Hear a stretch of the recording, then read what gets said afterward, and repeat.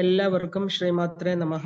ആണ് നമുക്കിപ്പോ ഈ സാധന നമുക്ക് ജീവിതത്തിൽ ഒരു ജന്മത്തിൽ കിട്ടിയ സാധന എങ്ങനെ നമുക്ക് നന്നായിട്ട് കൊണ്ടുപോയി ഈ ജന്മത്തിൽ നമുക്ക് പൂർത്തീകരിക്കാൻ പറ്റുമോ? നമ്മൾ അതിന് അത്ര ഇമ്പോർട്ടൻസ് കൊടുക്കുന്നതുകൊണ്ടാണ് പൂർത്തീകരിക്കാൻ സാധിക്കാത്തത്.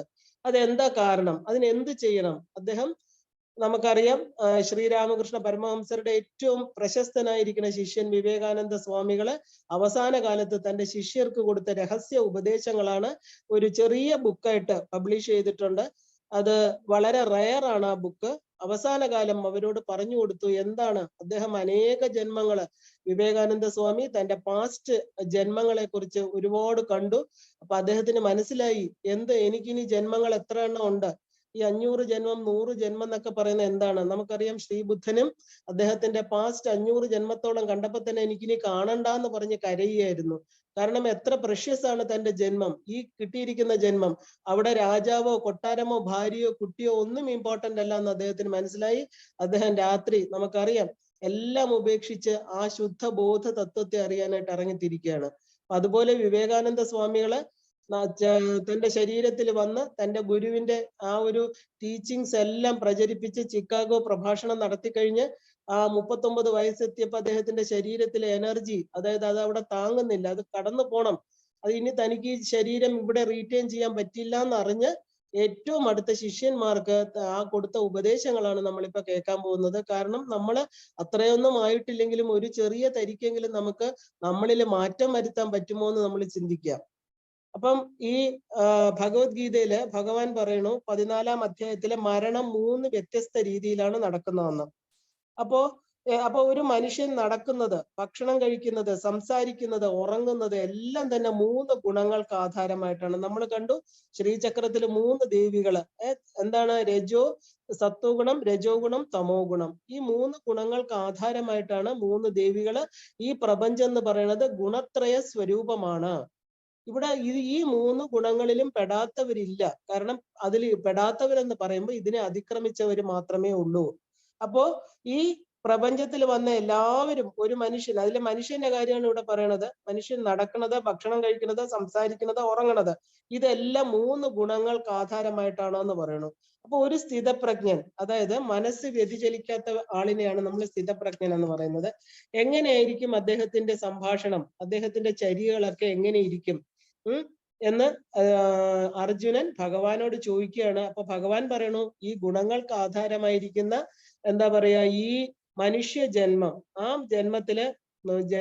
ജന്മത്തിൽ നടക്കുന്ന കർമ്മങ്ങൾ മാത്രമല്ല മരണം പോലും 3 വിധത്തിൽ വിഭജിച്ചിരിക്കണമെന്ന് പറയണു. അപ്പൊ ഈ മരണത്തെ കുറിച്ച് നമ്മൾ കൂടുതൽ അറിഞ്ഞെങ്കിൽ മാത്രമേ ഈ കിട്ടിയ ജന്മം എത്ര നന്നായിട്ട് നമ്മൾ ഉപയോഗിക്കണമെന്ന് നമുക്ക് അറിയാൻ സാധിക്കുള്ളൂ, അല്ലെ? അപ്പൊ ഒരാൾ മരിക്കുന്നത് പോലും 3 ഗുണങ്ങളിൽ പെട്ടായിരിക്കും എന്ന് പറയണു. ഇത് വേറെ ആരും പറഞ്ഞതല്ല, ഭഗവാൻ ഭഗവത്ഗീതയിലെ 14-ാമത്തെ അധ്യായത്തിൽ 4-5 ശ്ലോകങ്ങളിലൂടെ വളരെ വ്യക്തമായിട്ട് പറയുന്ന കാര്യങ്ങളാണിത്. വിവേകാനന്ദ സ്വാമി കോട്ട് ചെയ്തിരിക്കുന്നത്. അതിനുശേഷം ആ സാധകൻ എന്ത് ചെയ്യണമെന്നും പറഞ്ഞിരിക്കണം. അപ്പോ എന്തൊക്കെയാണ് 3 മരണങ്ങള്? സത്വഗുണ മരണം, രജോ ഗുണ മരണം, തമോ ഗുണ മരണം. കാരണം അർജുനൻ ചോദിക്കുന്നു എന്താണ് ഭഗവാനെ മരണം പോലും ഇങ്ങനെ പറയാൻ കാരണം? അത് എന്തുകൊണ്ട് എനിക്കത് മനസ്സിലാവണില്ല. കാരണം ജന്മത്തിലെ കർമ്മങ്ങൾ കഴിഞ്ഞിട്ട് ശരീരം വിട്ടുപോകുന്ന ഒരു ജീവൻ എങ്ങനെയാ ഈ മരണസമയം നമുക്ക് നിർണായകമായിട്ട് തീരുന്നത്? നമ്മുടെ ശാസ്ത്രങ്ങളെല്ലാം തന്നെ നമ്മുടെ ഈ സനാതന ധർമ്മത്തിലെ മരണത്തിന്റെ ദിവസത്തിന് വളരെയധികം പ്രാധാന്യം, ജനനം പോലെ നമ്മൾ ഡേറ്റ് ഓഫ് ബർത്ത് ആഘോഷിക്കണു, അതുപോലെ ഇമ്പോർട്ടന്റ് ആണ് നമുക്ക് മരണവും. കാരണം നമ്മൾ ഈ ജീവൻ നമ്മൾ വിചാരിക്കണു, നമ്മുടെ അജ്ഞത കൊണ്ട് വിചാരിക്കണു, ഇനിയിപ്പോ ഒന്നുമില്ല, ഞാൻ ഈ ശരീരം വിട്ട് പോവുകയല്ലേ, എല്ലാരെയും പറ്റിച്ച് ജീവിച്ചു, ഇനിയിപ്പോ എനിക്ക് ആരെയും ഒന്നും പേടിക്കാനില്ല, ഞാൻ വേറൊരു ലോകത്തേക്ക് പോകണം, എന്റെ ശരീരം പോയല്ലോ എന്ന്. അവിടെയാണ് നമുക്ക് തെറ്റുപറ്റുന്നത്. കാരണം നമ്മളെല്ലാം അറിയുന്ന ഒരു ലോകത്തേക്കാണ് പോകുന്നത്. അവിടെ ഒന്നും നമുക്ക് ഒളിക്കാൻ സാധ്യമല്ല. ഇവിടെ മനുഷ്യരെ 1000 പേരെ പറ്റിച്ചാലും അവിടെ ഒരാളെ പോലും നമുക്ക് പറ്റിക്കാൻ പറ്റില്ല. ഒരാളുടെ മരണമാണ് ശരിക്കും അയാൾ എങ്ങനെ ജീവിച്ചു എന്നുള്ളതിന് തെളിവായിട്ട് നമ്മുടെ മുമ്പിൽ നിൽക്കുന്നത്. നമ്മൾ എപ്പോഴും പറയാറുണ്ട് അല്ലെ, അനായാസേന മരണം ബിനാ ദൈന്യേന ജീവിതം. നമുക്ക് ദൈന്യതയില്ലാത്ത ജീവിതം തരൂ ഭഗവാനെ, എനിക്ക് നല്ല മരണം തരൂ എന്നാണ് സാധാരണ മനുഷ്യരെല്ലാം പ്രാർത്ഥിക്കുന്നത്, അല്ലെ? കാരണം മരണസമയം ഒരു ഒരു വഴിത്തിരിവാണ് എന്ന് നമുക്കെല്ലാം അറിയാം. കാരണം അറിഞ്ഞുകൂടാത്ത ഒരു സ്ഥലത്തേക്ക് പോവാണ്. ഇപ്പൊ ഇവിടെ ഇരിക്കണോ, നമുക്ക് സ്ഥലങ്ങൾ അറിയാം, നമുക്ക് ബന്ധപ്പെട്ടവരുണ്ട്. പക്ഷെ ഇതോ ഒറ്റയ്ക്ക് നമ്മുടെ കർമ്മഫലങ്ങള്, നമ്മുടെ പാപപുണ്യങ്ങള് മാത്രം പേറിക്കൊണ്ട് നമ്മൾ ഒറ്റയ്ക്ക് പോകുന്ന ഒരു യാത്രയാണ്. അവിടെ ആരാണ് നമുക്ക് വഴി കാണിച്ചു തരേണ്ടത്? നമുക്ക് ആരാണ് വഴികാട്ടിയായിട്ടിരിക്കുന്നത്? നമ്മൾ എവിടെ നിന്നാ വന്നത്? അവിടത്തേക്ക് എനിക്ക് തിരിച്ചു പോകാൻ പറ്റുമോ? അതൊരു വളരെ അജ്ഞാനമായിരിക്കുന്ന ഒരു ഇരുട്ട് നിറഞ്ഞ ലോകത്തേക്കായിരിക്കുമോ ഞാൻ പോണത്? ഭയം നമ്മളെ പിടികൂടും അല്ലെ? ഈ ഭയത്തിന്റെ ബേസിസിലായിരിക്കും നമ്മുടെ മരണം സംഭവിക്കുക. കാരണം നമ്മൾ ഈ ഭയക്കാതെ ആരാണ് എന്താണ് ഞാൻ ആരെന്നറിഞ്ഞ ഒരു ജീവന് ഒരിക്കലും ഭയക്കേണ്ട ആവശ്യമില്ല. അതുകൊണ്ടാണ് ഭഗവാനോട് അർജുനൻ ചോദിക്കുന്നത്, ഭഗവാനെ മരണം എന്തുകൊണ്ട് ഈ 3 ഗുണങ്ങളെ ബേസ് ചെയ്ത് പറയണമെന്ന്. അപ്പൊ ഭഗവാൻ ഓരോന്നോരോന്നായിട്ട് പറഞ്ഞു കൊടുക്കുകയാണ്. കാരണം ഒരു മരണസമയമാണ്, ഒരു ജീവന്റെ നിർണായക നിമിഷം. അവന്റെ കർമ്മങ്ങളെല്ലാം തന്നെ നിശ്ചയിക്കപ്പെടുന്ന സമയമാണ് മരണസമയം. എന്താ കാര്യം? അദ്ദേഹം പറയണു, ഭീഷ്മ പിതാമഹന് തന്റെ മരണം പോലും തന്റെ ഇച്ഛയ്ക്കനുസരിച്ചാക്കാൻ കഴിയുമായിരുന്നു. നമുക്ക് ഈ ലോകത്തെ ആർക്കും ഇച്ഛാമൃത്യു സ്വന്തമല്ല അല്ലെ? ഇപ്പൊ ഭീഷ്മ പിതാമഹൻ എന്ന് പറയുന്ന ആള്, അദ്ദേഹം അർജുനന്റെ ശരശയ്യയിൽ കിടന്നതിന് ശേഷം ഉത്തരായനം കാത്തു കിടന്നതിന് ശേഷം ആ ഉത്തരായന കാലത്ത് വിഷ്ണു സഹസ്രനാമം ജപിച്ച് തന്റെ മനസ്സിനെ മുഴുവനും എങ്ങനെയാണോ തെറ്റായിട്ടുള്ള കർമ്മങ്ങൾ ചെയ്ത് ഈ പറയുന്ന കുരുക്ഷേത്രത്തിലെ ഭൂമിയിൽ വന്ന് തെറ്റായിട്ടുള്ള സൈഡിൽ നിന്ന് ദുര്യോധനാദികളുടെ ഭക്ഷണം കഴിച്ചുണ്ടായ രക്തം മുഴുവനും അമ്പിലൂടെ ചോർത്തിക്കളഞ്ഞ് തന്റെ ശരീരം ശുദ്ധമാക്കിയതിനു ശേഷം ശരീരകർമ്മങ്ങളെല്ലാം ത്യജിച്ച് തന്റെ മനസ്സാകുന്ന പുഷ്പത്തെ ഭഗവാനെ നേരിട്ട് കണ്ട് ആ വിഷ്ണു നാമമാകുന്ന 1000 പുഷ്പങ്ങളെ ഭഗവാന്റെ കാൽക്കീഴിൽ അർച്ചിച്ചതിന് ശേഷമാണ് അദ്ദേഹം ശരീരം വിടുന്നത്. ഇതിനെയാണ് നമ്മൾ ഇച്ഛാമൃത്യു എന്ന് പറയുന്നത്. അപ്പൊ മരണം പോലും തന്റെ ഇച്ഛയ്ക്കനുസരിച്ചാക്കാൻ കഴിയുമായിരുന്ന ഒരാളായിരുന്നു ആര്? ഭീഷ്മ പിതാമഹൻ. അദ്ദേഹം ഉത്തരായനത്തില് തന്റെ സ്വച്ഛന്ത മൃത്യു വരിക്കുകയായിരുന്നു. അപ്പൊ ഇവിടെ ആർക്കും നമുക്ക് മൃത്യുവിനെ വരിക്കാൻ സാധ്യമല്ല അല്ലെ? സ്വന്തം ഇഷ്ടമനുസരിച്ച് മരിക്കാനുള്ള അവസ്ഥ ഇത് എങ്ങനെയാണ് അദ്ദേഹം ഉണ്ടാക്കിയെടുത്തത്? നമ്മുടെ പൂർവികര് പണ്ട് അവരുടെ മരണം മുൻകൂട്ടി അറിഞ്ഞിട്ടുണ്ട്. മരണം മുൻകൂട്ടി അറിയുന്നു എന്ന് മാത്രമല്ല, ആ ദിവസങ്ങള് എന്താ പറയാ, ആ ദിവസങ്ങളെ കുറിച്ച് നമുക്കൊരു ഇത് തരാനും, ഞാൻ ഇന്ന ദിവസം പോകുന്നു പറയാനും ഒക്കെ അവർക്ക് കഴിഞ്ഞിരുന്നു. പക്ഷെ ഈ ഭീഷ്മ പിതാമഹൻ എന്ന് പറഞ്ഞ ജീവിച്ചിരുന്ന ലെജൻഡാണ് അദ്ദേഹം. അദ്ദേഹത്തിന് എന്ത് ചെയ്തു? ഈ മരണ ദിവസത്തെ മുന്നോട്ട് കൊണ്ടുപോകാൻ പോലും സാധിച്ചു. അപ്പോ ഈ നാറാണത്ത് ഭ്രാന്തന്റെ കഥ നമ്മൾ കേട്ടിട്ടുണ്ട് അല്ലെ? തന്റെ മരണം ഒരു ദിവസം മുന്നോട്ടോ പിന്നോട്ടോ ആക്കാമെന്ന് കാളി ദേവിയെടുത്ത് ശ്മശാനത്തിലിരുന്ന് അദ്ദേഹം ചോദിച്ചു. കാരണം അദ്ദേഹത്തിന് മരണത്തെ ഭയമൊന്നുമില്ല. അപ്പൊ കാളി നിനക്ക് എന്ത് വേണോ തരാമെന്ന് ചോദിച്ചപ്പോ അദ്ദേഹം നിസ്സാരമായിട്ട് ചോദിച്ചു, എനിക്കൊന്നും ആവശ്യമില്ല, ഈ പ്രപഞ്ചത്തിൽ എന്ത് വസ്തു തന്നിട്ടാ ഞാൻ ഇവിടെ സന്തോഷമായിട്ടിരിക്കുന്നത്? ഒന്നുമില്ല. പിന്നെ അങ്ങനെ ചോദിച്ചുകൊണ്ട് കാളി ദേവിയോട് പറഞ്ഞു, എന്റെ മരണം നിങ്ങൾക്ക് ഒരു ദിവസം മുമ്പോട്ടോ പിമ്പോട്ടോ ആക്കാൻ പറ്റുമോ? അപ്പൊ എന്താ ദേവി പറഞ്ഞത്? സാധ്യമല്ല. അപ്പൊ അദ്ദേഹം പറഞ്ഞു, എന്നാ പിന്നെ എന്റെ ഇടത് കാലിലെ മന്ത് വലത് കാലിലേക്ക് ആക്കൂ, അത് ചെയ്യൂ എന്ന് പറഞ്ഞു. അപ്പോ ഈ സ്ഥൂല ശരീരത്തെ സംബന്ധിച്ചത് മാത്രമേ ദേവതാ സങ്കല്പങ്ങൾക്ക് പോലും ചെയ്യാൻ സാധ്യമുള്ളൂ അല്ലെ? അപ്പൊ ദേവതമാർക്ക് പോലും മരണം എന്നുള്ള ആത്യന്തിക സത്യത്തിൽ കൈകടത്താൻ പറ്റില്ല. അത് വളരെ പ്രാപഞ്ചിക നിയമമാണ്. പക്ഷെ ഉയർന്ന ഭക്തന്മാര് നമ്മളിപ്പോ കാണുന്ന എന്താ? മഹാത്മാക്കള്, അവർക്കെല്ലാം തന്നെ ഇത് സാധിച്ചിരുന്നു എന്ന് പറയണു. കാരണം ഈ അദ്ദേഹം ഈ ഉത്തരായന കാലത്തേക്ക് തന്റെ മരണം നീട്ടാൻ കാരണം, സൂര്യൻ വടക്കോട്ട് പോകുന്ന ഗ്രഹണങ്ങളുടെ ആ ഒരു ഭ്രമണ സമയമാണ് ഉത്തരായനം എന്ന് പറയുന്നത്, ഉത്തമമായിരിക്കുന്ന കാലം. അപ്പൊ അവിടെ തന്റെ കർമ്മങ്ങളെ എല്ലാം ഇവിടെ ക്ഷയിപ്പിച്ച് സ്ഥൂല സൂക്ഷ്മ കാരണ ശരീരങ്ങളെ ശുദ്ധമാക്കി അദ്ദേഹം എന്ത് ചെയ്തു? മനസ്സിനെ പൂർണ്ണമായിട്ട് ആ പരമാത്മാവായിരിക്കുന്ന ശ്രീകൃഷ്ണനിൽ ലയിപ്പിച്ച ഒരാൾക്ക് മാത്രമേ വിഷ്ണു സഹസ്രനാമം ഉണ്ടാക്കാൻ സാധിക്കുള്ളൂ. അപ്പൊ ആ വിഷ്ണു സഹസ്രനാമം കൊണ്ട് അർച്ചന ചെയ്തതിന് ശേഷമാണ് അദ്ദേഹം ശരീരം വിടുന്നത്. അപ്പൊ ഈ മരണത്തെയാണ് നമ്മൾ സാത്വിക മരണം എന്ന് പറയുന്നത്. ഇത് നമ്മൾ 3 മരണങ്ങൾ കണ്ടു. എന്തൊക്കെയാണ്? സാത്വിക മരണം, രജോ ഗുണ മരണം, തമോ ഗുണ മരണം. ഇതില് സാത്വിക ഗുണ മരണം എന്ന് പറയുന്നത് ഇതാണ്. അപ്പൊ നമ്മൾ രാഘവേന്ദ്ര സ്വാമികളെ കുറിച്ച് കേട്ടിട്ടുണ്ടോന്ന് അറിയില്ല. അദ്ദേഹം മന്ത്രാലയം എന്നുള്ള ആശ്രമത്തില് കാഞ്ചീപുരത്തിനടുത്ത് താമസിച്ചിരുന്ന ആളാണ്. അദ്ദേഹത്തിന്റെ സമാധിയാണ് നമ്മൾ മന്ത്രാലയം എന്ന് പറയുന്നത്. അദ്ദേഹം വലിയ ഒരു രാമഭക്തനായിരുന്നു. അദ്ദേഹം തന്റെ മരണസമയം കൃത്യമായിട്ട് പ്രവചിച്ച് തന്റെ ശിഷ്യന്മാരോട് പറഞ്ഞു. അദ്ദേഹം പറഞ്ഞു, തന്റെ കയ്യിലെ ജപം, അദ്ദേഹം എപ്പോഴും രാമ രാമ എന്ന് മാത്രമാണ് ജപിച്ചത്. താരക മന്ത്രമാണ്, പ്രകാശ മന്ത്രമാണ് രാമൻ അല്ലെ? അപ്പൊ തന്റെ കയ്യിലിരിക്കുന്ന ജപമാലയില് താൻ രാമ രാമ എന്ന് ജപിക്കും. എപ്പോഴും അത് നിൽക്കുന്നുവോ അപ്പൊ താൻ സമാധിയായെന്ന് തീർച്ചയാക്കിക്കൊള്ളണം. എന്നിട്ട് എന്റെ മുകളില് മണ്ഡപം കെട്ടി അടയ്ക്കണം എന്ന്, അതായത് തന്റെ സ്ഥൂല ദേഹം എന്ത് ചെയ്യണം? അവിടെ മണ്ഡപം കെട്ടി അടയ്ക്കണം എന്ന് ശിഷ്യന്മാരോട് പറഞ്ഞു. കാരണം അദ്ദേഹത്തിന് അറിയാം, എങ്ങനെയാണ് ശരീരം പോവേണ്ടതെന്ന്. രാമമന്ത്രം ജപിച്ചുകൊണ്ട് വേണം എന്റെ ശരീരം, എന്റെ ഇഷ്ടദേവത ആരാണോ ആ ദേവതയുടെ മന്ത്രമായിരിക്കണം എനിക്ക് എന്റെ യാത്രയില് ഈ ശരീരം ഉപേക്ഷിക്കുമ്പോ, ഈ ഭഗവാൻ തന്ന ഈ ശരീരം ഈ ഭൂമിയിൽ ഉപേക്ഷിക്കുമ്പോ എന്റെ മനസ്സ് എവിടെയായിരിക്കണം? രാമനിലായിരിക്കണം. എപ്പോ എന്റെ ജപമാല എന്റെ കയ്യിൽ നിന്ന് താഴെ വീണോ അപ്പൊ നിങ്ങൾ മണ്ഡപം കെട്ടി അടച്ചോളൂ എന്ന് പറഞ്ഞു. അതുപോലെ അവര് നോക്കി നിന്നു. അദ്ദേഹം 108 മണികളുള്ള ആ ഒരു രാമമന്ത്രം ജപിച്ചുകൊണ്ടിരുന്നു. 98ാമത്തെ ജപം എത്തിയപ്പോഴത്തെ അദ്ദേഹത്തിന്റെ കയ്യിൽ നിന്ന് മാല നിശ്ചലമായിട്ട് താഴേക്ക് പതിച്ചു. ആ ചുറ്റും നിന്ന ശിഷ്യന്മാരെല്ലാം തന്നെ രാമനെ ഉച്ചത്തില് ഹരേ രാമ ഹരേ കൃഷ്ണ ജപിച്ചുകൊണ്ട് കല്ലുകൾ വെച്ച് അദ്ദേഹത്തെ സമാധിസ്ഥനാക്കി. ഇന്നും അതിന്റെ വൈബ്രേഷൻ അവിടെയുണ്ട്. അവിടെ ചെല്ലുന്നവർക്കെല്ലാം അറിയാം. കാരണം അദ്ദേഹത്തിന്റെ ശരീരത്തെ അവിടെ സമാധി ഇരുത്തുകയാണ് ചെയ്യുന്നത്. സാധാരണഗതിയിൽ എന്താ ചെയ്യുക? മനുഷ്യര് മരിക്കുമ്പോ അവരുടെ സ്ഥൂല ദേഹം അഗ്നിക്ക് സമർപ്പിക്കണം, അല്ലെ? ആ അഗ്നിക്ക് കൊടുക്കുന്ന എന്താണ്? ഭസ്മമാക്കണം. എന്തുകൊണ്ടാ അത്? ആ ഒരു കൃതോസ്മി കൃതോസ്മര ഓം ശാന്തി എന്ന് പറഞ്ഞിട്ട് അഗ്നിക്ക് കൊടുക്കുന്നത്. എന്താ കാര്യം? പഞ്ചഭൂതങ്ങളുടെ കടം മേടിച്ച ഈ ശരീരം, ഇത് നമ്മുടെ സ്വന്തം അല്ല. ഇത് പഞ്ചഭൂതങ്ങൾ നമുക്ക് തന്നതാണ് ഈ ശരീരം. അത് മരണം കഴിഞ്ഞാൽ എന്ത് ചെയ്യണം? പഞ്ചഭൂതങ്ങൾക്ക് തിരിച്ചു കൊടുക്കണം. ഇതാണ് നമ്മുടെ സയന്റിഫിക് ആയിട്ടുള്ള സനാതന ധർമ്മം. കാരണം എന്തിൽ നിന്നും നമുക്ക് കടങ്ങളുണ്ട്. അതുകൊണ്ടാണ് ഈ പഞ്ച കടങ്ങൾക്ക് ഇത്രയും പ്രാധാന്യം. ഈ ശരീരം വരുമ്പോൾ ഈ തന്നവരോട്, ഈ ശരീരം കൊടുത്തു വിട്ടവരോട്, ഇതിനകത്തിരിക്കുന്നവരോട് ഒക്കെ നമുക്കൊരു കടമയുണ്ട്. നമ്മൾ ഇന്ന് വളരെ എന്താ പറയാ, യാന്ത്രികമായിട്ട് ആരോടും ഒരു നന്ദി, ഒരു വാക്ക് പറയാൻ നമുക്ക് ഇഷ്ടമല്ല, അല്ലെ? നമ്മൾക്ക് എന്തൊക്കെയോ കിട്ടി, നമ്മൾ എന്തൊക്കെയോ നേടി. നമ്മൾ ആരാ? എവിടെ നിന്ന് വന്നു? ഇതൊക്കെ ആര് തന്നു? ആ പ്രപഞ്ചേശ്വരിയായിരിക്കുന്ന ദേവിയെ പോലും നമുക്കിന്ന് എന്താ പറയാ, എന്തൊക്കെയോ ഞാൻ ജപിച്ചു, എന്റെ അധീനതയിൽ എന്റെ സെർവന്റ് ആയിട്ട് എന്റെ ദാസ്യഭാവത്തിൽ നിൽക്കുന്ന ഒരു ദേവതയാണ് നമ്മൾ കാണുന്നത്. അത് കലിയുഗത്തിന്റെ പ്രത്യേകതയാണ്. മനുഷ്യന്റെ ആ ഈഗോയാണ് കൂടുതൽ നിൽക്കുന്നത്. അപ്പൊ എന്താ ഈ പഞ്ചഭൂത നിർമ്മിതമായ ശരീരം ആര് തന്നു? നമുക്ക് പഞ്ചഭൂതങ്ങൾ തന്നു. അപ്പൊ ഇത് ആർക്കാ കൊടുക്കേണ്ടത്? ആ പഞ്ചഭൂതങ്ങൾക്ക് തന്നെ തിരിച്ചു കൊടുക്കണം. എത്രയും പെട്ടെന്ന് കൊടുക്കണം. എന്താ ശാസ്ത്രം?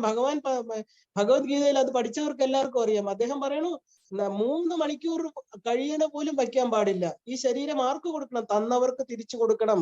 നമ്മൾ യൂസ് ചെയ്ത് കഴിഞ്ഞു. അത് ഐസ് പെട്ടിയിൽ വെച്ചിട്ട് കുറെ വർഷങ്ങൾ പലർക്കും കാണാൻ, അതുവരെ കാണാൻ വരാത്തവരെല്ലാം മരിക്കുമ്പോ കാണാൻ വരും, അല്ലെ? ആ ദേഹത്തിനെ പിന്നെ പ്രിസർവ് ചെയ്ത് വെച്ച് കാണാത്ത വന്ന് ഈ പ്രാണൻ പോയ ശരീരത്തെ, പ്രാണനുള്ള ശരീരം അല്ലെ തേജസ് ഉള്ളത്, അതിനു വേണ്ടി നമ്മൾ 3, 4 ഒരാഴ്ചയും മക്കളും മരുമക്കളും കൊച്ചുമക്കളും ഒക്കെ വരാൻ വേണ്ടിയിട്ട് ഐസ് പെട്ടിക്കകത്ത് വെച്ച് അതിനെ ഇങ്ങനെ സൂക്ഷിച്ചു വെക്കണം. പക്ഷെ നമ്മുടെ ശാസ്ത്രം പറയുന്നത് എന്താണ്? 3 മണിക്കൂർ പോലും കഴിയരുത്. എന്താണ്? എത്രയും പെട്ടെന്ന് തന്നവർക്ക് തിരിച്ചു കൊടുത്തിട്ട് പ്രാണന് പോണം. ഈ ശരീരം വിട്ട പ്രാണന് ഈ വായുമണ്ഡലം വിട്ട് സഞ്ചരിക്കേണ്ടതായിട്ടുണ്ട്. ഇപ്പൊ ഭക്ഷണം കഴിച്ചിട്ട് ആരും നമ്മൾ ഒരു ഭക്ഷണം കഴിച്ചു എന്ന് നോക്കൂ, നമ്മൾ ഒരാഴ്ച കൈ കഴുകാതിരിക്കൂ.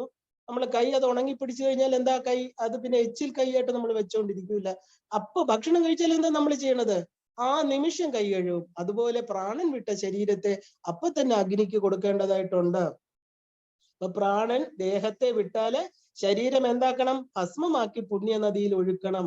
അതുപോലും 41 ദിവസം അടച്ചു വെക്കാൻ പൂജിക്കേണ്ട ആവശ്യമില്ല. ഇതാണ് സത്യം.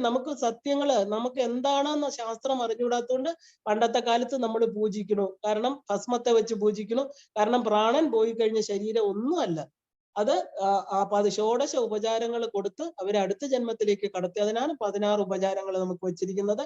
41ാം ദിവസം അവർക്ക് സായുജ്യ പൂജ നടത്തി അവരെ കടത്തിവിടണം എന്നാണ്. അപ്പൊ ഇതൊന്നും നമ്മൾ വെച്ച് സൂക്ഷിക്കേണ്ട കാര്യങ്ങളല്ല. താഴ്ന്ന സംസ്കാരത്തിലുള്ളവരാണ് ശരീരത്തെ അഗ്നിക്ക് കൊടുക്കാത്തത്. കാരണം അത്രയും അവര് സഫർ ചെയ്യും. കാരണം അത് നമ്മുടെ ശാസ്ത്രം പറയണു. നമ്മൾ ആരെയും ഒന്നിനെയും ചെറുതായി കണ്ടോണ്ടല്ല. പക്ഷെ ഈ ഭഗവത്ഗീതയിൽ ഭഗവാൻ പറയണു, താഴ്ന്ന സംസ്കാരക്കാര് ശരീരത്തെ വെച്ച് പൂജിക്കണു. ശരീരത്തെ വെച്ച് പൂജിക്കേണ്ട ആവശ്യമില്ല. ശരീരം വെറും ഒരു തോടാണ്. ഒരു പാമ്പ് അതിന്റെ ചട്ട ഉരിച്ചു കളഞ്ഞാൽ ചട്ടയെ തേടി പാമ്പ് നടക്കാറില്ല. കാരണം അത് പോവേണ്ടതാണ്. അത് അവർക്ക് അറിയാം. ഈവൻ മൃഗങ്ങൾക്ക് പോലും അതറിയാം. മനുഷ്യനാണ് അത് അറിഞ്ഞൂടാത്തത്. അപ്പൊ എന്താ പറയാ, നമ്മൾ ഈ ശരീരത്തെ പഞ്ചഭൂതങ്ങൾക്ക് തിരിച്ചു കൊടുത്തതിന് ശേഷം സ്വതന്ത്രമായിട്ട് ആത്മാവിനെ വിടണം. അതാണ് ഈ രാഘവേന്ദ്ര സ്വാമികള് അദ്ദേഹത്തിന്റെ ശരീരത്തെ ദഹിപ്പിക്കാൻ പറഞ്ഞില്ല. എന്തുകൊണ്ടാണ് ഈ വലിയ ഉയർന്ന ആൾക്കാർ അവരുടെ ശരീരത്തെ ദഹിപ്പിക്കാതെ? ഈ രാമാനുജ സ്വാമികൾ എന്ന് പറഞ്ഞൊരു സ്വാമികളുണ്ടായിരുന്നു. അദ്ദേഹവും മരണം കൃത്യമായിട്ട് ശിഷ്യരെ അറിയിച്ചിട്ടുണ്ട്. എല്ലാവരും വന്ന് കാണണം എന്ന് പറഞ്ഞു. അതിൽ ഒരു ശിഷ്യന് കുറച്ച് സമയമെടുത്തു, വരാൻ പറ്റിയില്ല. അപ്പം അദ്ദേഹത്തിന്റെ മനസ്സ് ശിഷ്യൻ വന്നപ്പോ ഇത് ഓൾറെഡി അത് അടച്ചു കഴിഞ്ഞു. അപ്പൊ ഒരുപാട് വിഷമിച്ചു. അദ്ദേഹത്തിന്റെ പ്രിയ ശിഷ്യനായിരുന്നു. അദ്ദേഹം പൊട്ടി പൊട്ടി കരഞ്ഞു, തന്റെ ഗുരുനാഥൻ മരിച്ചു, ഒന്ന് കാണാൻ പറ്റിയില്ലല്ലോ എന്ന് ചോദിച്ചപ്പോ അദ്ദേഹത്തിന്റെ ആ ദിവ്യ ശരീരം, കാരണം പ്രകാശമയമായിട്ടുള്ള ശരീരം ആ ശിഷ്യന്റെ മുമ്പിൽ കാണിച്ചുവെന്നും, നീ വിഷമിക്കേണ്ട, ഞാൻ എവിടെ പോവാനാണ്, ഞാൻ നിന്റെ മനസ്സിലില്ലേ, ഞാനിതാ ഇതിന്റെ അടിയിലില്ലേ, നീ എന്തിനാണ് എന്റെ ഈ എന്റെ ശരീരം, പ്രാണൻ പോയ ശരീരത്തെ നീ കാണുന്നത്, നിന്റെ മനസ്സിലില്ലേ, ഇതാ കണ്ടോളൂ എന്ന് പറഞ്ഞിട്ട് എങ്ങനെയാണോ സമാധി ഇരുത്തിയത് അതേ പ്രകാശമാനമായിട്ട് ഈ ശിഷ്യന് കാണിച്ചു കൊടുത്തു എന്നാണ്. ഇപ്പൊ നമ്മൾ ആചാര്യന്മാരെയും ഉയർന്ന സന്യാസികളെയൊക്കെ നമ്മൾ ഭസ്മീകരിക്കാറില്ല. എന്താ കാരണം? സാധാരണ മനുഷ്യരെ എല്ലാം നമ്മൾ ഭസ്മമാക്കണം, സമാധി ഇരുത്തുക ചെയ്യുന്നത്. കാരണം അവരുടെ ശരീരം ദിവ്യമായിട്ട് കഴിഞ്ഞു. അതുകൊണ്ടാണ് അവരെ സമാധി, അവരുടെ ആ ഓരോ കോശങ്ങളിലും രാമനാമം അല്ലെങ്കിൽ അവരുടെ ഇഷ്ടദേവതാ നാമം മാത്രമേ ഉള്ളൂ. സദാ ഈശ്വരനെ വിചാരിച്ച് സ്വാർത്ഥമായിട്ട് ഒന്നും ചെയ്യാത്തത് കൊണ്ട് അവരുടെ ദേഹം എന്തായി തീർന്നു? ദിവ്യദേഹമായിട്ട് തീർന്നു. അതുകൊണ്ടാണ് അവരെ സമാധി ഇരുത്തുന്നത്. അവിടെ എപ്പോഴും ഒരു പ്രഭ, അല്ലെങ്കിൽ അവരുടെ ആ വൈബ്രേഷൻ, അവരുടെ ഓരോ സെല്ലിലും രാമനാമം മാത്രം, ഇല്ലെങ്കിൽ ഇഷ്ടദേവതാ നാമം മാത്രം അവിടെ ചെല്ലുന്നവർക്ക് അതൊരു പ്രചോദനമായിട്ട് അവരെ ഈ തലത്തിലേക്ക് മോട്ടിവേറ്റ് ചെയ്യാൻ പറ്റും, അവരുടെ ശരീരത്തിന് പോലും. അപ്പോ ഈ അല്ലാത്തവരോ? കാരണം ഈ പറഞ്ഞ നമ്മുടെ ശരീരം എന്ന് പറയുന്നത് വെറും മാംസം കൊണ്ട്, കുറെ ആഗ്രഹങ്ങൾ കൊണ്ട്, ഇല്ലേ, തമോ ഗുണമായിരിക്കുന്ന, രജോ ഗുണമായിരിക്കുന്ന ഈ ശരീരം 10 മിനിറ്റ് വെച്ചിരുന്നാല് അത് കൃമികീടങ്ങളെ അരിച്ച് അത് എന്ത് ചെയ്യും? നാശമായിട്ട് തീരും, നാറുന്ന ഒരു വസ്തുവാണ് നമ്മളെ സംബന്ധിച്ച് നമ്മുടെ ശരീരം. അതേസമയം ദിവ്യമായിട്ടുള്ളവർക്ക് എല്ലാം തന്നെ അവരുടെ ശരീരം, ദേഹം പോലും അവർ ദിവ്യമാക്കിയവരാണ്. ഈ നരോത്തം ദാസ് എന്ന് പറഞ്ഞ ഉയർന്ന ഒരു ഭക്തനുണ്ട്. അദ്ദേഹത്തെ പത്മാ നദിയിൽ, അതായത് ബ്രഹ്മപുത്ര നദിയില് അദ്ദേഹത്തെ എന്താ പറയുക, ജലസമാധിക്കായിട്ട് മരിച്ചതിന് ശേഷം അദ്ദേഹത്തിന്റെ ആത്മാവ് വിട്ടതിന് ശേഷം ശിഷ്യന്മാരോട് പറഞ്ഞിരുന്നു നദിയിൽ കൊണ്ടുപോയി ഇടണം എന്ന്. അപ്പൊ അങ്ങനെ അവിടെ കൊണ്ട് ഇരുത്തിയപ്പോ അദ്ദേഹത്തിന്റെ ശരീരം മുഴുവനും പാലായിട്ട് മാറി ആ നദിയിൽ ഒഴുകിപ്പോയി. ചരിത്രത്തിൽ രേഖപ്പെടുത്തിയ സംഗതിയാണിത്. കാരണം അതാണ് ദിവ്യ പുരുഷന്മാരുടെ, അവരുടെ ശരീരത്തിൽ അവർക്ക് പ്രത്യേകിച്ച് ഈ ശരീരം കൊണ്ട് ഒന്നും നേടാനില്ല. അവർ ബാക്കിയുള്ളവർക്ക് വേണ്ടിയിട്ടാണ് ജീവിച്ചത്. ഈ ഈശ്വര തത്വത്തെ കാണിച്ചു കൊടുത്തു. അപ്പൊ ആ ശരീരം പാലായിട്ട് ഒഴുകിപ്പോയി എന്നാണ്. ഇതിനെല്ലാമാണ് നമ്മള് സാത്വിക മരണം എന്ന് പറയുന്നത്.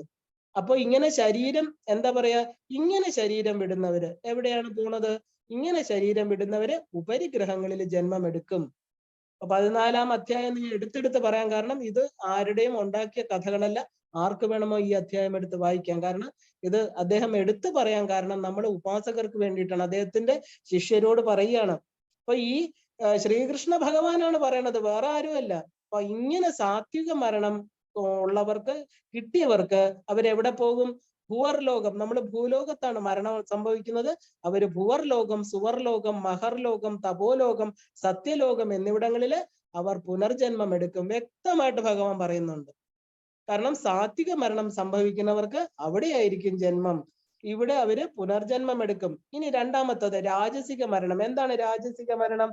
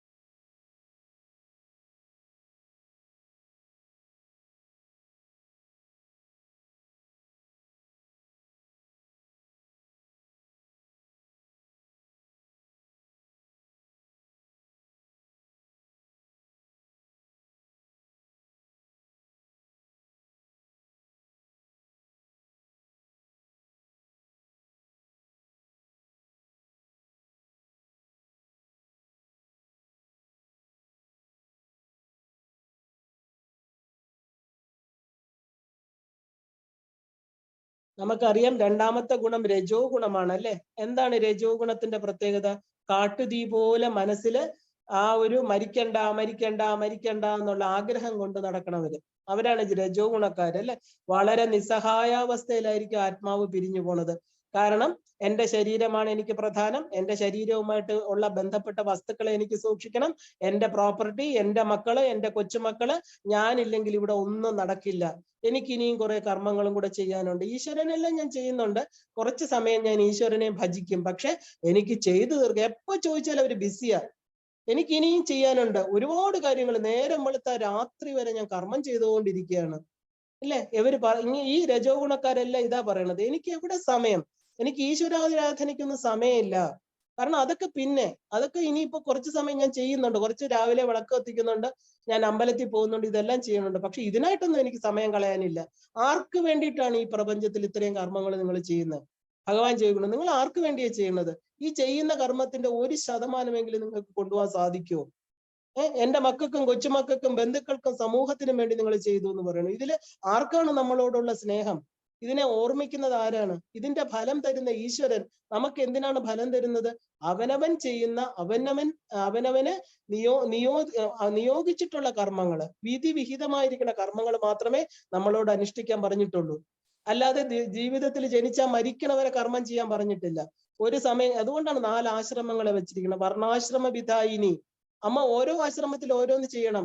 ബാല്യം, കൗമാരം, യൗവനം, വാർദ്ധക്യം ഇല്ലേ, ആ ഒരു ബ്രഹ്മചര്യം, ഗാർഹസ്ഥ്യം, അത് കഴിഞ്ഞ് എന്ത് ചെയ്യണം? വാനപ്രസ്ഥം, സന്യാസം. അല്ലാതെ 100 വയസ്സ് വരെ കർമ്മം ചെയ്യാൻ ഒരിടത്തും പറഞ്ഞിട്ടില്ല.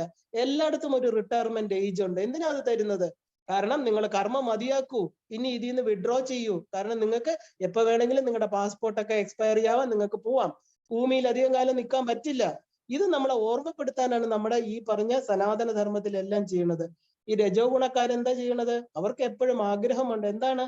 വളരെ എന്താ പറയാ, ഒരു നിസ്സഹായാവസ്ഥയാണ് മരണം എന്ന് പറഞ്ഞ അവരെ സംബന്ധിച്ച്. കാരണം ഈ ശരീരത്തിനെ വിടാൻ താല്പര്യമില്ല. ഇനി എനിക്ക് ഒരുപാട് തീർക്കാനുണ്ട്. പക്ഷെ നമ്മുടെ റോബർട്ട് ഫ്രോസ്റ്റ്, ജവഹർലാൽ നെഹ്റുവിന്റെ മുറിയിൽ അദ്ദേഹത്തിന്റെ 4 വരി ഉണ്ടായിരുന്നു അല്ലെ, miles and miles to go before I sleep. എന്താ അദ്ദേഹം പറഞ്ഞത്? എന്റെ ആധ്യാത്മിക ചര്യയില് എനിക്കിനിയും സഞ്ചരിക്കാനുണ്ട്, അല്ലാതെ ഭൗതിക കർമ്മങ്ങൾ ചെയ്യണമെന്നല്ല പറഞ്ഞത്. എനിക്ക് ഉറങ്ങുന്നതിന് മുമ്പ്, എന്റെ അവസാനത്തെ ഉറക്കത്തിന് മുമ്പേ എനിക്ക് ഒരുപാട് കർമ്മങ്ങൾ ചെയ്തു തീർക്കാനുണ്ട്. എന്റെ ശരീരവുമായിട്ട് ബന്ധപ്പെട്ട കർമ്മങ്ങളല്ല, എന്റെ ആത്മാവിനെ എത്തിക്കേണ്ടടുത്ത് എത്തിക്കണം എന്ന് അദ്ദേഹം പറഞ്ഞത്. അപ്പോ ഈ രജോ ഗുണക്കാര് ഈ മരണസമയത്ത് എന്താ ചെയ്യണത്? അടുത്ത് നിൽക്കുന്നവരുടെ കൈ മുറുകെ പിടിക്കും, കട്ടിലിലൊക്കെ പിടിച്ച് എന്താ പറയാ, കാരണം യമധർമ്മന്മാര് വന്ന് പിടിച്ചു കെട്ടി കൊണ്ടുപോകണമെന്നുള്ള അവര് പലതും കാണും. കാരണം അവർക്കറിയാം മരണം അടുത്തു, ശരീരം പോണെന്ന്. അപ്പൊ ഇങ്ങനെ ഇറുക്കി കട്ടിലിൽ പിടിക്കും. ഇല്ലവരെ മറ്റേ ഹോസ്പിറ്റലിലാണെങ്കിൽ നേഴ്സിന്റെ കൈയൊക്കെ മാന്തി പറിക്കും. കാരണം അവർക്ക് പോവാൻ ഇഷ്ടമല്ല. അവരുടെ വിചാരം ഞാനിങ്ങനെ ബലം പ്രയോഗിച്ച് നമ്മളെ ആരോ കെട്ടി വലിച്ചു കൊണ്ടുപോകണമെന്നുള്ളതാണ് അല്ലെ. പ്രാണൻ ദേഹത്തിൽ നിന്ന് പോകാൻ സമയം അടുക്കുമ്പോ അവർക്ക് പോകണ്ട അല്ലെ. നമ്മൾ പോകണ്ട എന്ന് പറഞ്ഞാൽ നടക്കൂ? കാരണം യമധർമ്മ രാജാവിന്റെ ജോലി എന്താണ്? ധർമ്മം യമിക്കുക. ഓരോ യാമങ്ങളിലും ഇവിടുന്ന് വിട്ടുപോവേണ്ട ജീവനെ എല്ലാം തന്നെ ഈ ശരീരത്തിൽ നിന്ന് കൊണ്ടുപോകുന്ന ജോലിയാണ് യമധർമ്മന്റെ കിങ്കരന്മാര് ചെയ്യുന്നത്. എത്ര ആഗ്രഹമുണ്ടോ അത്രയ്ക്കും നമ്മൾ ഭൂമിയിൽ വീണ്ടും വീണ്ടും മരിച്ചും ജനിച്ചും ഇങ്ങനെ വട്ടം ഇട്ടുകൊണ്ടേയിരിക്കും. കാരണം ഇതാണ് ഇത് എന്റെ സ്ഥലമാണ്, എന്റെ ശരീരമാണ്, എന്റെ വീടാണ് എന്ന് പറഞ്ഞ് നമ്മള് വീണ്ടും വീണ്ടും ഇവിടെ വരും. ഇതിനും റെസ്ട്രിക്ഷൻ വെച്ചിട്ടുണ്ട്. നമുക്ക് തോന്നുമ്പോഴെല്ലാം ഭൂമിയിൽ വന്ന് പോകാൻ പറ്റില്ല. എന്താണെന്ന് നോക്കാം നമുക്ക്. കാരണം ഇതെല്ലാം വിവേകാനന്ദ സ്വാമി പറയുന്നത് എന്തിനാ? നമുക്ക് കുറച്ച് ഒരാൾക്കെങ്കിലും ഇതിൽ ബോധം വന്ന് അവർ ഈ കാര്യങ്ങൾ വിടണം. നമ്മൾ എപ്പോഴും ബിസിയാ, എപ്പോ ചോദിക്കുമ്പോഴും ബിസിയാ, ഞാൻ ഭയങ്കര ബിസിയാ, ചുമ്മാ വീട്ടിലിരുന്നാലും പറയും ബിസിയാ. കാരണം എന്താ? ഇതിലോട്ട് താല്പര്യമില്ല. അതുകൊണ്ടാണ് കാരണം. അപ്പൊ ഈ രജോ ഗുണ മരണം എന്ന് പറയണത് എന്താണ്? നമുക്ക് ഒട്ടും ഇഷ്ടമില്ലാതെ ഈ പറഞ്ഞ മരണം എന്ന് പറയുന്ന ആ ഒരു പ്രാപഞ്ചിക നിയതി, കാലം, ഡെസ്റ്റിനി ഇതെല്ലാം വന്നിട്ട് ആ സമയമാകുമ്പോ നമുക്ക് വേണ്ടാന്ന് പറഞ്ഞാലും തട്ടിപ്പറിച്ചെടുത്തുകൊണ്ട് പോകുന്ന മരണം. അപ്പൊ വീണ്ടും വീണ്ടും അവരെന്ത് ചെയ്യും? ഈ ഭൂമിയിൽ വന്നുകൊണ്ടേയിരിക്കും. മരണം എന്നതിനെ ആർക്കും തടുക്കാൻ സാധ്യമല്ല. മഹാദേവനായിരിക്കുന്ന ശിവൻ മാർക്കണ്ഡേയനോട് പറയണു. മാർക്കണ്ഡേയൻ എന്ത് ചെയ്തു? 16 വയസ്സിൽ മരിക്കുന്നും പറഞ്ഞ് അച്ഛനമ്മമാര് പറഞ്ഞ് ഓടിച്ചെന്ന് ശിവലിംഗത്തിൽ കെട്ടിപ്പിടിച്ചപ്പോ ഭഗവാൻ എന്ത് ചെയ്തു? ആ കുഞ്ഞിന്റെ നിഷ്കളങ്കമായ സ്നേഹം കണ്ടിട്ട് അദ്ദേഹം അഘോരമൂർത്തിയായിട്ട് ആ ശിവലിംഗത്തിൽ നിന്ന് പുറത്തു വന്നിട്ട് മാർക്കണ്ഡേയനോട് പറയാണ്, കുഞ്ഞെ, എനിക്ക് നിന്റെ മരണത്തിന് ഒന്നും ചെയ്യാൻ സാധ്യമല്ല. കാരണം ഞാൻ മരണത്തെ തടുക്കാൻ ഞാൻ ആരുമല്ല. ആരാ പറയണത്? മഹാദേവൻ പറയുക. പിന്നെ ഞാൻ എന്താ നിനക്ക് ചെയ്യാൻ? നിനക്കൊരു വരം തരാം. 16 വയസ്സ് തികയുന്ന ദിവസമാണ് നീ മരിക്കുന്നു പറഞ്ഞത്. ആ 16 വയസ്സ് തികയാതിരിക്കാൻ ഞാൻ അനുഗ്രഹിക്കാം. കാരണം നീ തികഞ്ഞാലല്ലേ മരിക്കുള്ളൂ. ആ വരം തരാം. അപ്പൊ മഹാദേവൻ പറയണു, എനിക്ക് മരണത്തെ മാറ്റാൻ സാധ്യമല്ല. അതുകൊണ്ട് ഇന്ന് നമ്മളെ മാർക്കണ്ഡേയൻ ചിരഞ്ജീവിയാണ് എന്ന്, ഹനുമാൻ ചിരഞ്ജീവിയാണ്. ഇവരൊക്കെ എന്താ, അവരുടെ ശരീരത്തിൽ എപ്പോഴും വേണമെങ്കിലും അവർക്ക് ഇരിക്കാൻ സാധിക്കും. അപ്പോ ഈ ചിരഞ്ജീവി എന്ന് പറഞ്ഞാൽ എല്ലാ കാലത്തും ജീവിച്ചിരിക്കുന്നവൻ. അപ്പോ മഹാദേവന് പോലും പറ്റാത്ത കാര്യം നമ്മൾ വിചാരിച്ച നടക്കുമോ? ഇപ്പൊ ഇംഗ്ലീഷിൽ ഒരു പ്രോവർബ് ഉണ്ട് അല്ലെ, ആസ് ഷുവർ ആസ് ഡെത്ത് എന്ന്. കാരണം ഇതുപോലെ ഉറപ്പുള്ള ഒരു കാര്യമില്ല. കാരണം ജനിച്ചിട്ടുണ്ടെങ്കിൽ മരണം ഉറപ്പാണ്. അതൊരു പ്രോവർബ് അല്ല, അത് സത്യമാണ്. ഈ സത്യം, മരണം എന്നുള്ള ആത്യന്തികമായിരിക്കുന്ന സത്യം. അപ്പോ ആഗ്രഹത്തിന് അന്ത്യമില്ല. ഒരിക്കലും കുറച്ചു സമയം ഈശ്വരന് വേണ്ടി ചെലവഴിക്കില്ല. മക്കളും കൊച്ചുമക്കളും എപ്പോഴും തന്റെ കർമ്മത്തിൽ മാത്രം ശ്രദ്ധിക്കുന്നവരെന്താ, ഭൂമിയിൽ തന്നെ വന്നു പോയിക്കൊണ്ടേയിരിക്കും. അവർക്കൊരു ഷട്ടിൽ സർവീസാ. കാരണം ജനിച്ചു ഉടനെ തന്നെ അടുത്ത ആളായിട്ട് ഭൂമിയിൽ വന്ന് കുറെ ആഗ്രഹങ്ങൾ പൂർത്തി. അവരൊക്കെ നല്ല മനുഷ്യരായിരിക്കാം. കാരണം അവര് ആരും ദ്രോഹമൊന്നും ചെയ്യണില്ല. എപ്പോഴും ഈശ്വരന്റെ നാമങ്ങൾ ഉരുവിടും. പക്ഷെ ആർക്കും ഒന്നും കൊടുക്കില്ല. ഞാൻ എന്റേത്, എനിക്കുള്ളത്, എന്റെ കൊച്ചുമക്കള്, എന്റെ വീട്. അവര് നിരുപദ്രവകാരികളാണ്. പക്ഷെ അവർക്ക് ഒരിക്കലും ശരീരം എന്ന് പറയുന്ന ആ കൂട്ടിൽ നിന്ന് പുറത്തു വരാൻ സാധ്യമല്ല. അതുകൊണ്ട് ഈശ്വരൻ എന്ത് ചെയ്യും? എപ്പോഴും ഭൂമിയിലേക്ക് അയച്ചുകൊണ്ടേയിരിക്കും. അപ്പൊ സത്വഗുണികൾക്ക് എന്താ, അവർക്ക് ഉപരി ലോകത്തേക്ക് പോകാൻ സാധിക്കും. നമുക്ക് സ്ഥിരം വരുന്ന ഭൂമിയിലുള്ള യാത്രക്കാരായിട്ട് നമുക്ക് ജീവിക്കാം, രജോ ഗുണമുള്ളവർക്ക്. അപ്പോ കാരണം ആഗ്രഹം തീരണില്ല. ഇപ്പൊ ശ്രീബുദ്ധൻ പറഞ്ഞ പോലെ എന്താ, desire is the cause of everything. അദ്ദേഹം പറഞ്ഞതാണ്. അദ്ദേഹത്തിന്റെ ജന്മങ്ങൾ കണ്ടിട്ട് പറയണു, ആഗ്രഹമാണ് എല്ലാത്തിനും കാരണം എന്ന് പറയണു. എല്ലാത്തിന്റെ മൂല കാരണം. ഇപ്പൊ നമ്മൾ ബാങ്കില് അല്ലെങ്കിൽ ഒരു ഓഫീസില് നമ്മൾ രാവിലെ തുടങ്ങി വൈകിട്ടാവുമ്പോ എന്ത് ചെയ്യണു? എല്ലാ കണക്കുകളും ഒക്കെ തീർത്ത് ബാങ്കിൽ, പ്രത്യേകിച്ച് അന്നത്തെ കണക്കൊക്കെ ടാലി ആക്കിയതിനു ശേഷമാണ് നമ്മൾ വീട്ടിൽ പോകുന്നത്. അത് നാളത്തേക്ക് മാറ്റി വെക്കാൻ പറ്റില്ല. കാരണം പണ ഇടപാടാണ് അല്ലെ. നമ്മളെല്ലാം പൂർത്തീകരിച്ചിട്ട് അതിന് നിർദ്ദേശിക്കപ്പെട്ട ഉദ്യോഗസ്ഥന് അതെല്ലാം തീർത്തിട്ടേ പോകാൻ പറ്റൂ. അതുപോലെ ഏത് ജോലിക്കും നമ്മളൊരു സമയപരിധിയുണ്ട്. നമുക്കൊരു റിട്ടയർമെന്റ് ഉണ്ട്. എല്ലാം കണക്ക് തീർത്ത് നമ്മൾ സ്വസ്ഥമായിരിക്കേണ്ട ഒരു സമയം. അതുപോലെ ഈ ശരീരത്തിൽ വസിക്കുമ്പോൾ മരണത്തിന് മുമ്പില് എല്ലാ ആഗ്രഹങ്ങളും തീർക്കണം. കാരണം അതിനാണ് നമ്മൾ തന്ത്രശാസ്ത്രം പറയണത്, നിങ്ങൾ ആഗ്രഹങ്ങൾ വെച്ചുകൊണ്ടിരിക്കാതിരിക്കൂ. കാരണം ഇനിയിപ്പോ 30 വയസ്സിൽ നടത്താൻ പറ്റുന്ന ആഗ്രഹം 60 വയസ്സിൽ നടത്താൻ പറ്റില്ല. അപ്പൊ പറ്റാത്തതിനെ വിട്ടേക്കൂ. എനിക്ക് ഡോക്ടർ ആകണമെന്നായിരുന്നു ആഗ്രഹം, എനിക്ക് പറ്റിയില്ല. എനിക്ക് IAS ആകണമായിരുന്നു, പറ്റിയില്ല. ഈ പറ്റിയില്ല എന്ന് പറയുമ്പോ എന്താ, എനിക്കിനി ഒരു ജന്മം വേണം അതാകാൻ. ഇല്ലെങ്കിൽ എന്ത് ചെയ്യും? തന്റെ മക്കളെ നിർബന്ധിച്ച് അതാക്കും. ഇല്ലേ? എന്റെ ആഗ്രഹങ്ങളെല്ലാം എന്റെ മക്കളിലൂടെ സാധിക്കണം. അവിടെ നമുക്ക് ഒരു നിറവുണ്ടാവണം മനസ്സിന്. എപ്പോ നമുക്ക് ആഗ്രഹങ്ങൾ ഇരിക്കുന്നു അപ്പോഴെല്ലാം നമുക്ക് എന്താ, അത് പൂർത്തീകരിക്കാം. വീണ്ടും വീണ്ടും വരണം. ഇക്കൂട്ടര് മരിക്കുമ്പോ മുഖം വളരെ വികൃതമായിരിക്കും. കാരണം എന്താ, അവർക്ക് ഇത് വിട്ടുപോകാൻ ഇഷ്ടമല്ല. അവർക്ക് ഭയം കൊണ്ട്. നമ്മളിപ്പോ എങ്ങനെയാണോ ഒരു പ്രേതത്തിനെ, പിശാചിനെ കണ്ട് ഭയപ്പെടുന്നത്, അതുപോലെ മരണസമയത്ത് അവർക്ക് ഈ ഇവിടം വിട്ട്, ഈ ഭൂമി എന്ന് പറയുന്ന ലോകം വിട്ടു പോകാൻ അവർക്കൊന്നും ഇല്ല കൊണ്ടുപോകാൻ. നമുക്ക് ഈശ്വരൻ എവിടെയാണെന്ന് അറിയില്ല. എന്നെ കൊണ്ടുപോകും, എന്നെ രക്ഷിക്കണ ഒരാളുണ്ടെന്ന് അറിയില്ല. എന്തൊക്കെയോ കാട്ടിക്കൂട്ടി അമ്പലത്തിൽ പോയി പൂജ കഴിച്ചു, പൂവിട്ടു, എല്ലാവരുടെ മുമ്പിൽ നല്ല പിള്ള ചമഞ്ഞൊക്കെ ജീവിച്ചു. പക്ഷെ മനസാക്ഷിയുടെ മുമ്പിലോ ഒന്നും കൊണ്ടുപോകാനില്ലാതെ ഒഴിഞ്ഞ കൈ. അപ്പൊ നമുക്ക് ഭയം വരില്ലേ? അറിഞ്ഞുകൂടാത്ത ഒരു ഭൂമിയിലോട്ടാ പോണത്. ആരാ നമ്മുടെ കൂടെ ഇരിക്കുന്നത്? ഇന്ന ആൾ എനിക്കുണ്ട്, അമ്മ എന്റെ കൂടെ ഉണ്ട് എന്ന് ഉറപ്പുള്ള ഒരു വ്യക്തി ഈ ശരീരത്തെ, ഈ പറഞ്ഞ പോലെ രമണ മഹർഷി പറയും പോലെ കാട്ടിൽ വലിച്ചെറിയാൻ പോലും ഭയപ്പെടേണ്ട ആവശ്യമില്ല. അവരെന്തോ ചെയ്യട്ടെ, കാക്കയ്ക്കോ കഴുകനോ കൊടുക്കുകയോ ദഹിപ്പിക്കുകയോ. അതിനെക്കുറിച്ച് നമ്മൾ എല്ലാത്തിനെ കുറിച്ചും പറയുകയാണ്. എന്റെ ശരീരം എന്ത് ചെയ്യും? ഇന്നത് വെച്ച് ചെയ്യൂ, അത് ചെയ്യൂ, ഇത് ചെയ്യൂ. ഇല്ലെങ്കിൽ അവിടെ ഐസ് പെട്ടിക്കകത്ത് 10 ദിവസം കൂടെ വച്ചേക്കൂ, അവരൊക്കെ വന്ന് കണ്ടു തൊഴട്ടെ. ഇതൊക്കെയാ പറയണത്. നമ്മൾ ഇതിനെക്കുറിച്ച് അറിയേണ്ട കാര്യമില്ല. നമ്മൾ ആ പോകുന്ന നിമിഷത്തെ കുറിച്ച് മാത്രം നമ്മൾ അറിഞ്ഞാൽ മാത്രം മതി. അപ്പോ ഈ രജോ ഗുണക്കാർക്ക് പോവാനുള്ള ആ ഒരു വിസമ്മതം കൊണ്ട് അവർ മുഖം വളരെ വികൃതമായിരിക്കും. അവരെ കണ്ടാൽ തന്നെ, മരണം കഴിഞ്ഞാൽ പോലും അവരെ കണ്ടാൽ ഭയപ്പെടും നമുക്ക്. കാരണം അവര് പേടിച്ചിട്ടാ പോണത്. ഈ ശരീരം കത്തിക്കണം വരെ ചുറ്റിപ്പറ്റി അവിടെ നിൽക്കും, എന്നിട്ടേ അവര് പോവുള്ളൂ. സാത്വിക മരണം കിട്ടുന്നവരുടെ മുഖം എന്താണ്? വളരെ ശാന്തമായിട്ട് കിടക്കും, സന്തോഷമായിട്ട് ഒരു പുഞ്ചിരിയോടുകൂടി. ഇത്രയും കാലം ഈ കൂട്ടിൽ നിന്ന് സ്വതന്ത്രമായ ഒരു പക്ഷിയെ പോലെ ആ ഒരു ശരീരം പോലും വളരെ മനോഹരമായിട്ടിരിക്കും. അപ്പൊ രജോ ഗുണക്കാർക്ക് ഭയമാണ് ഇതിന് കാരണം. ഇനി മൂന്നാമത്തത് തമോ ഗുണ മരണം. ഏറ്റവും ഭയങ്കരമായിരിക്കുന്ന മരണമാണ് തമോ ഗുണ മരണം എന്ന് പറയുന്നത്. ആർക്കൊക്കെ ആ ഏത് വിഭാഗത്തിൽപ്പെട്ടവർക്കാണ് ഇത് സംഭവിക്കുക? ഗോമാംസം ഭക്ഷിക്കുക, മദ്യപാനം, അധർമ്മ പ്രവർത്തികള്, ചതി, ചൂതുകളി, മറ്റുള്ളവരെ പീഡിപ്പിക്കല്. ഇപ്പൊ നമുക്ക് വളരെ നിസ്സാരമായിട്ട് 20ഉം 22ഉം വയസ്സുള്ള കുട്ടികളാണ് എന്താ പറയാ മറ്റുള്ളവരെ കൊന്ന് സുഖമായിട്ട് 10 മിനിറ്റ് കൊണ്ട് കൊല്ലുക. മൃഗങ്ങളെ കൊല്ലുന്നതിനേക്കാൾ ഈസി ആയിട്ട് ഇപ്പോഴേ കൊച്ചു കുട്ടികള് മറ്റുള്ളവരെ ആവശ്യത്തിന് ഉപയോഗിച്ചു കഴിഞ്ഞ് കത്തി വെച്ച് മുറിച്ച് ചാക്കി കെട്ടാനോ ഇല്ലെങ്കിൽ വിഷം കൊടുത്ത് കൊല്ലാനോ എന്തിനും ഒരു മടിയില്ല. കലികാലം യഥാർത്ഥത്തിൽ അതിന്റെ മൂർധന്യത്തിൽ ഇപ്പോഴേ എത്തിക്കഴിഞ്ഞു നമുക്ക് കാണാം. ഏറ്റവും കൂടുതൽ കേരളത്തിൽ നോക്കിയാൽ മതി. നിസ്സാരമായിട്ട് പട്ടിയും പൂച്ചയൊക്കെ തല്ലിക്കൊല്ലും. അതിനെപ്പോലും വളർത്തുന്നവര് നമുക്ക് കൊല്ലാൻ മടിയാണ്. അച്ഛനമ്മമാരുടെ ഉദരത്തിലൂടെ വന്ന വളർത്തിയ കുഞ്ഞുങ്ങളെയൊക്കെ നിസാരമായിട്ടുള്ള കാരണങ്ങൾ കൊണ്ട് അവരും ഈ പറഞ്ഞ പോലെ തെറ്റായിട്ടുള്ള വഴികളിലൂടെ നടന്നുകൊണ്ട് അവരെ വളരെ എളുപ്പത്തിൽ കൊല്ലാൻ സാധിക്കുന്നു അല്ലെ. അപ്പൊ ഈ തമോ ഗുണ മരണം ഉണ്ടാകുന്നത് ഇങ്ങനെയുള്ളവർക്ക്, അതായത് ഗോമാംസം, മദ്യപാനം, അധാർമിക പ്രവർത്തികളെ, ചതി, ചൂതുകളി, മറ്റുള്ളവരെ പീഡിപ്പിക്കുക, ഇങ്ങനെയുള്ളവർ ഇരുട്ടിലായിരിക്കും മരണം. അത് രാത്രി മരിക്കുക എന്നല്ല അതിന്റെ അർത്ഥം. നമ്മളെ സാത്വികര് സൂര്യപ്രകാശം അല്ലെങ്കിൽ ഉത്തരായനത്തിൽ മരിക്കണമെന്ന് നമ്മൾ പറയുന്നു. പക്ഷെ രജോ തമോ ഗുണക്കാരെല്ലാം രാത്രിയിൽ മരിക്കും. എന്താ ഈ പകലും രാത്രി എന്ന് പറയുന്നത്? ഇതിനെയാണ് നമ്മൾ അന്തർതിമിരം എന്ന് പറയുന്നത്. നമ്മുടെ ഉള്ളില് പ്രകാശമില്ല, നമ്മൾ അകത്ത് ഇരുട്ടാണ്. നമ്മൾ പ്രകാശമായിരിക്കുന്ന ലോകത്ത് രാത്രിയും പകലും ഒക്കെ ജീവിക്കണം. പക്ഷെ മനസ്സ് മുഴുവനും അവിദ്യ, ഇരുട്ടാണ്. അമ്മ ആരാ? അവിദ്യാനാം അന്തസ്തിമിര മിഹിര ദ്വീപനഗരി.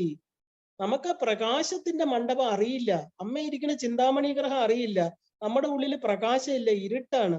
ആ ഇരുട്ടോട് കൂടിയായിരിക്കും നമ്മൾ ഇവിടുന്ന് പോവുക.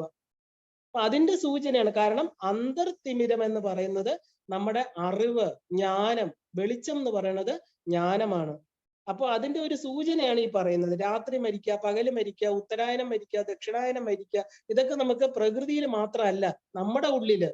നമ്മൾ എപ്പോ ഈശ്വരനെ അറിഞ്ഞോ അപ്പൊ നമ്മൾ ഉത്തരായന കാലത്താണ്. എപ്പോഴും ഈശ്വരനെ അറിയാതിരിക്കുന്നോ, ദേവന്മാർ ഉറക്കമാണെന്ന് പറഞ്ഞാൽ എന്താ? അവരെല്ലാം കട്ടിലിൽ വിരിച്ചു കിടന്ന് മൂടിപ്പോയി കിടന്ന് ഉറങ്ങുകയാണോ? അല്ല, നമുക്ക് അവരെ കുറിച്ച് അറിയില്ല. അജ്ഞാനമായിരിക്കുന്ന ആ ഒരു 6 മാസം, അതിനാണ് ഈ ചാതുർമാസ്യങ്ങൾ വെച്ചിരിക്കുന്നത്. 4 മാസം നിങ്ങൾ ഈ സാധന നല്ലപോലെ ചെയ്യൂ, ഈശ്വരനെ അറിയൂ, എന്നിട്ട് നിങ്ങൾ ഉത്തരായനത്തിൽ ശരീരം വിടൂ എന്ന് പറയാൻ കാരണം എന്താ? ഉത്തരായനം എന്ന് പറഞ്ഞാൽ ഈശ്വരനെ കുറിച്ച് അറിയുന്ന സമയം. അത് വെളിച്ചത്തിന്റെ വഴി. ഇരുട്ടിന്റെ വഴി ഇതൊന്നും അറിയാതെ ശരീരമാണ് എന്നുള്ള ചെറിയ ഈ മിഥ്യാധാരണ, ഈ ചെറിയ എന്താ പറയുക ശരീരം നമ്മുടേതാണ് എന്നുള്ള, അത് വേറൊന്നുമല്ല. ഈ ചെറിയ ഒരു ശരീരം, മാറ്റങ്ങൾ സംഭവിച്ചുകൊണ്ടിരിക്കുന്ന ഈ ശരീരം, രോഗഗ്രസ്തമായിരിക്കുന്ന ശരീരം, അതിന് നമ്മുടേതാണ് എന്ന് വിചാരിച്ച് തെറ്റായ ധാരണയിൽ ശരീരം വിട്ടുപോവുക. അപ്പോ എന്താണ് അങ്ങനെയുള്ളവര് മരിക്കുന്നത് ഈ ഒരു അവര് പേടിച്ച് മരണസമയത്ത് കരഞ്ഞ് പൊട്ടിക്കരഞ്ഞ് മലമൂത്രാദികൾ പോയി, ഇല്ലെങ്കിൽ പൂർണ്ണമായിട്ട് അവർക്ക് ബോധമില്ലായിരിക്കും. ഇങ്ങനെയുള്ളവര് മരിക്കുന്നതിന് ഒരാഴ്ച മുമ്പേ അവരുടെ ബോധം നഷ്ടപ്പെടും. കാരണം അവർക്ക് ഓർക്കാൻ പറ്റില്ല, അവർ അബോധാവസ്ഥയിലായിരിക്കും. സാധാരണ ആക്സിഡന്റിലൊക്കെ നമുക്ക് ആക്സിഡന്റൽ ഡെത്ത് ഒക്കെ സംഭവിക്കുന്നവർക്ക് ചിലപ്പോൾ ഈ ബ്രെയിൻ ഡാമേജ് സംഭവിക്കുന്നവരൊക്കെ ബോധം നഷ്ടപ്പെട്ട് കിടന്നിട്ടായിരിക്കും മരിക്കുക. അവർക്ക് എന്താണ് സംഭവിക്കണമെന്ന് അവർക്ക് അറിയില്ല. അപ്പോ അങ്ങനെയുള്ള മരണം കൂടെ നിൽക്കുന്നവരടുത്ത്, ഇല്ലെങ്കിൽ എന്താ കൂടെ നിൽക്കുന്നവരടുത്ത് ഭയങ്കരമായിട്ട് വഴക്ക് കൂടും, അസഭ്യങ്ങൾ വിളിച്ചു പറയും. ഇതെല്ലാം എന്താ? തമോ ഗുണക്കാരുടെ ലക്ഷണമാണ്. കാരണം അവർക്ക് അറിയില്ല. അവർക്ക് പക്ഷെ മരണസമയം അടുത്തു എന്നുള്ളിൽ ഒരു ഇൻഡിക്കേഷൻ ഉണ്ടെന്തായാലും. അവർക്ക് ഈശ്വരനാമം കേൾക്കണ്ട. ഇപ്പൊ നമ്മൾ ഭഗവത്ഗീതയോ രാമനാമോ വെച്ചു കൊടുത്താൽ അത് അണയ്ക്കാൻ പറയും. അവരെപ്പോഴും ചീത്ത വാക്കുകൾ ഉപയോഗിക്കും, കൂടെ നിൽക്കുന്നവരെ എല്ലാം ഭത്സിക്കും. എപ്പോഴും ഭയമാണ്. ഗേറ്റിൽ വന്ന് ആരോ നിൽക്കുന്നു, എന്നെ വിളിച്ചോണ്ട് പോകണം. ഇല്ലെങ്കിൽ എന്ത് ചെയ്യും? ഒരാഴ്ചക്ക് മുമ്പേ അവർ കോമയിൽ പോകും, അവർക്കൊന്നും ഓർമ്മയില്ലാത്ത അവസ്ഥയിൽ പോകും. അപ്പൊ ഇതാണ് തമോ ഗുണക്കാരുടെ ലക്ഷണം, മരണത്തിന്റെ സമയം. അപ്പൊ ഇവര് ഇനിയിപ്പൊ ഈ ഉള്ളവരൊക്കെ എവിടെയാ പോയി ജനിക്കുക? ഇപ്പൊ നമ്മൾ സത്വ ഗുണ മരണക്കാരെല്ലാം ഊർധ്വ ലോകങ്ങളിലേക്ക് പോകുന്നു കണ്ടു. അപ്പൊ ഈ തമോ ഗുണ രജോ ഗുണക്കാര് പോകുന്നത്, രജോ ഗുണക്കാർക്ക് നല്ല കർമ്മങ്ങൾ, ബാക്കിയുള്ള കുറച്ച് കർമ്മങ്ങളൊക്കെ നല്ലതായിട്ട് പോകുമ്പോൾ സാധാരണ മനുഷ്യരായിട്ട് വീണ്ടും ഭൂമിയിൽ അവർ കർമ്മം ചെയ്ത് വീണ്ടും കർമ്മം ചെയ്യാനായിട്ട് അവർ ഭൂമിയിലേക്ക് വരും. കാരണം അവർക്ക് കർമ്മം ചെയ്ത് മതിയായിട്ടില്ല. എനിക്ക് അതാകണം, ഇതാകണം, ഡോക്ടർ ആകണം, ആ കർമ്മങ്ങളൊക്കെ ചെയ്യാൻ വേണ്ടി അവർ ഭൂമിയിലേക്ക് വരും. പിന്നെ അതില് പാപകർമ്മങ്ങൾ ചെയ്യണവർ എവിടേക്ക് പോകും? അവര് അതല വിതല സുതല രസാതല മഹാതല പാതാള ലോകങ്ങളിലേക്ക് പോകും. ഒരു ഗ്രൂപ്പായിട്ട് അങ്ങോട്ട് പോവാം. കാരണം എന്താ? അവിടെയും 7 ലോകങ്ങൾ താഴെ വെച്ചിട്ടുണ്ട് ഭഗവാൻ. ഇതൊക്കെ അനുഭവ മണ്ഡലമാണ്. ഇതൊരു ഫ്ലാറ്റ് ആണെന്നൊന്നും ചിന്തിക്കരുത്. കാരണം നമുക്കൊരു ജന്മത്തിന്റെ, കാരണം ഭഗവാൻ പറയുമ്പോൾ നമ്മൾ സത്യവാക്കാണ് അല്ലെ. കാരണം ഈ ലോകങ്ങളിലേക്ക് നമ്മുടെ അനുഭവ മണ്ഡലം അതുപോലെ ഇരിക്കും എന്നാ ഈ പറയണത്. അപ്പോ ഈ രജോ ഗുണക്കാരും തമോ ഗുണക്കാരും വളരെ 99% ഉള്ളവരും എന്താ അവിടെ ക്യൂ ആണ്. എവിടെ പോണം? കുറെ പേര് ഭൂമിയിലേക്ക് വരും, കുറെ പേർക്ക് നേരെ ഏണിപ്പടി വെച്ചിട്ടുണ്ട്. മുകളിലോട്ട് കയറാത്തവരെല്ലാം എന്ത് ചെയ്യും? താഴോട്ടുള്ള പടിയിലൂടെ അധോലോകങ്ങളിലേക്ക് പോവാം. അവിടെ എങ്ങനെ ജനിക്കും? മൃഗങ്ങളായിട്ട്, ഉരകങ്ങളായിട്ടൊക്കെ ജനിക്കും. കഴുത, കുരങ്ങൻ, കടുവ, പുലി, സിംഹം എല്ലാമായിട്ട് ഭൂമിയിൽ പിന്നെ അവര് വരും. പശു തുടങ്ങിയ സാത്വിക മൃഗങ്ങള്, അതില് മൃഗങ്ങൾക്ക് പിന്നെ എന്താ കാര്യം? മൃഗങ്ങളിൽ വരുന്ന കാരണം കർമ്മം ചെയ്ത് മതിയായില്ല. ഇനിയിപ്പോ മൃഗങ്ങളുടെ ശരീരത്തിലിരുന്ന് കർമ്മം ചെയ്യട്ടെ, ഇല്ലേ? അപ്പൊ അവർക്ക് കർമ്മമില്ല, കർമ്മഫലവും ഇല്ല, അവർക്ക് ശരിയും തെറ്റും തിരിച്ചറിയാനുള്ള ബോധവും ഇല്ല. അപ്പോ ഈ ശരിയും തെറ്റും തിരിച്ചറിയാനുള്ള ബോധം തന്നിട്ടുള്ള മനുഷ്യന് മാത്രമേ കർമ്മവും കർമ്മഫലവും ഉള്ളൂ.